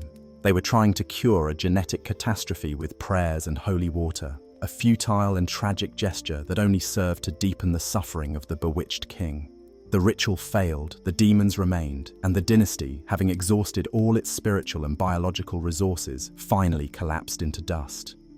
The death of King Charles II on November 1st, 1700, was not an end, but a beginning. The passing of the broken, bewitched king, a man whose entire life had been a protracted death scene, was the trigger that finally unleashed the storm that had been gathering over Europe for a generation. His final act, the signing of a will that bequeathed his entire, undivided global empire to Philip, Duke of Anjou, the grandson of his lifelong enemy Louis XIV, was a political earthquake. It shattered the delicate balance of power, nullified years of painstaking diplomacy, and plunged the continent into the first great world war of the modern era, the War of the Spanish Succession. The Phantom King, so passive and powerless in life, became, in death, the catalyst for a conflict of unprecedented scale and ferocity, a war that would redraw the map of Europe and determine the fate of empires for the next century. The news of the will and of Louis XIV's audacious decision to accept it was met with shock and fury in the capitals of his rivals. In Vienna, the Emperor Leopold I was apoplectic. He had been outmaneuvered, his own Habsburg family inheritance snatched away at the last moment by a conspiracy in the Madrid court. He viewed the will as legally invalid, the product of coercion on a dying, non-compos mentis king, and he immediately began to mobilize his armies to seize the Spanish territories in Italy and to place his own son, the Archduke Charles, on the Spanish throne by force. In London and The Hague, the reaction was one of betrayal and dread. King William III, who had invested years in negotiating the partition treaties to avoid this very outcome, saw Louis XIV's acceptance of the will as an act of perfidious aggression. The union of the French and Spanish crowns under the Bourbon dynasty was an existential threat that could not be tolerated. An anti-French coalition, the Grand Alliance, was swiftly formed, uniting England, the Dutch Republic, and the Austrian Empire, along with smaller states like Prussia and Portugal. The war began in 1701 and would rage for over a decade, fought on multiple fronts across the globe. It was a war of staggering complexity and brutality. In the Spanish Netherlands, the Anglo-Dutch and Imperial forces, under the brilliant command of the English general John Churchill, the Duke of Marlborough, and the Austrian Prince Eugene of Savoy, would wage a series of bloody battles against the French. Blenheim, Ramillies, Oudenarde, Malplaquet. These were titanic clashes, involving tens of thousands of soldiers and resulting in casualty counts that horrified the continent. In Italy, the Austrians fought to expel the Bourbons from Milan and Naples. On the seas, the English Royal Navy established a dominance it would never relinquish, seizing the vital strategic rock of Gibraltar in 1704, a prize it holds to this day. The conflict even spilled over into the Americas, where it was known as Queen Anne's War, with English and French colonists and their Native American allies clashing from New England to Spanish Florida. But the heart of the war, its most bitter and intimate front, was Spain itself. The Spanish people, who had suffered for so long under the decay of the Habsburgs, were now forced to endure a brutal civil war fought over their own land by foreign armies and rival kings. Philip of Anjou arrived in Madrid in 1701 to be crowned King Philip V of Spain, the first of the Spanish Bourbons. He was initially welcomed, seen as a symbol of renewal and the promise of French protection. But the Austrian claimant, the Archduke Charles, did not give up. In 1704, he landed in Portugal with an allied army and, a year later, captured the crucial city of Barcelona. The landing of the Archduke in Catalonia revealed the deep internal fractures of the Spanish monarchy. The different regions of Spain chose different sides, transforming the international conflict into a savage civil war. The Crown of Castile, the heartland of the kingdom, remained largely loyal to Philip V and the centralizing tradition of the Bourbon. But the territories of the Crown of Aragon, Catalonia, Aragon, and Valencia rose up in support of the Archduke Charles. They were not motivated by a deep love for the Austrian Habsburgs, but by a deep-seated fear of the French. They saw the Bourbons as a threat to their traditional laws and liberties, their cherished fueros. They feared that the French model of absolute centralized monarchy would be imposed upon them, erasing their regional autonomy. They fought for Carlos III, as they called the Archduke, because they believed he, as a Habsburg, would respect the old, decentralized structure of the Spanish monarchy. The war in Spain became a brutal struggle between two competing models of the state, the Bourbon model of centralized absolutism and the Habsburg model of a composite, federal-style monarchy. The war seesawed back and forth across the scorched plains of Spain. Madrid was captured by the Allied forces supporting the Archduke Charles not once but twice, forcing Philip V to flee his own capital. But the Castilian people remained fiercely loyal to their new Bourbon king, rising up in guerrilla warfare against the occupying heretic English and Dutch troops. Philip V, for his part, proved to be a far more resilient and capable leader than many had expected. He fought alongside his troops and endured hardship, earning the respect and affection of his Castilian subjects, who nicknamed him El Animoso, the Spirited One.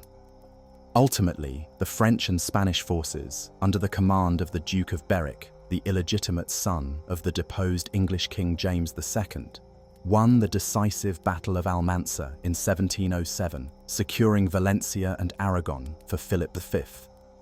The fall of Barcelona in 1714, after a long and heroic siege, marked the final end of Catalan resistance. As the war dragged on, the political landscape of Europe began to shift. In England, the war-weary Tory party came to power, eager for peace. More decisively, a key event occurred in Vienna in 1711. The Holy Roman Emperor Joseph I, who had succeeded his father Leopold, died of smallpox. His heir was his younger brother, the Archduke Charles, the allied candidate for the Spanish throne. Suddenly, the entire strategic logic of the war was turned on its head. The Allies had been fighting to prevent a union of Spain and France. Now, if they won, they would be creating a union of Spain and Austria, resurrecting the very empire of Charles V that they had originally feared. This was an outcome that was just as unacceptable to the British and the Dutch as a Bourbon superstate. The path to peace was now open. The great powers met to negotiate an end to the conflict. The series of treaties signed in Utrecht in 1713 and Rastatt in 1714 finally brought the War of the Spanish Succession to a close. The terms of the peace were a classic compromise that reflected the new realities of power. Philip V was officially recognized by all of Europe as the King of Spain and its overseas colonies, but only on the strict condition that the crowns of France and Spain would never be united in a single person. The Bourbon dynasty was secured in Spain, but the nightmare of a Franco-Spanish superstate was averted. The Spanish Empire, however, was formally dismembered. The great prize that everyone had been fighting over was carved up, much as the old partition treaties had envisioned. Spain ceded all of its remaining European possessions. The Spanish Netherlands, Milan, Naples, and Sardinia were given to the Austrian Habsburgs as compensation. Sicily was given to the Duke of Savoy. And Great Britain, the real strategic victor of the war, received the two greatest prizes, Gibraltar and Minorca, giving it permanent naval bases and effective control of the Western Mediterranean. Britain also received the Asiento, a lucrative and hugely valuable monopoly contract to supply African slaves to the Spanish-American colonies, a concession that would pour wealth into British coffers for decades. The legacy of Charles II, therefore, was a kingdom transformed. The war fought over his corpse resulted in the loss of Spain's European empire and the permanent establishment of a British naval presence on its own coastline. It also resulted in the consolidation of a new centralized Spanish state. The victorious Philip V, in a series of decrees known as the Nueva Planta, abolished the traditional laws and institutions of the rebellious Crown of Aragon, imposing the laws and administrative model of Castile upon the entire country. The old composite Habsburg monarchy was gone, replaced by a unified Bourbon absolutist state. The Phantom King's death had inadvertently led to the birth of modern Spain. In the end, the story of Charles II is a profound and multi-layered tragedy. It is a personal tragedy of a man born into a prison of flesh, his life a catalogue of suffering and humiliation. It is a genetic tragedy, a chilling, real-world lesson in the consequences of systematic inbreeding. It is a dynastic tragedy, the story of how the most powerful family in Europe engineered its own spectacular downfall through pride and paranoia. And it is a national tragedy, the story of a great empire that crumbled under the weight of its own internal contradictions, its decline personified by the pathetic figure of its final Habsburg king. Charles II represents the end of an era. He was the last, exhausted product of the Counter-Reformation, a world of unshakable faith, dynastic ambition, and imperial grandeur. He was a medieval king who survived just barely into the dawn of the modern age. The world that emerged from the war fought over his will was a new one, a world governed by the cold calculus of the balance of power, of nation-states, of commercial empires, and of a dawning enlightenment that would soon challenge the very foundations of the monarchical and religious worldview he represented. He was not stupid, for that implies a capacity for reason that he was never allowed to develop. He was not evil, for his piety and kindness were noted by all. He was, simply, a nullity, a human vacuum, and yet his story is one of the most important in European history. It serves as a terrifying reminder that the grandest political structures, the most powerful empires, can be brought to ruin not by great armies or brilliant enemies, but by the quiet, inexorable decay that begins from within.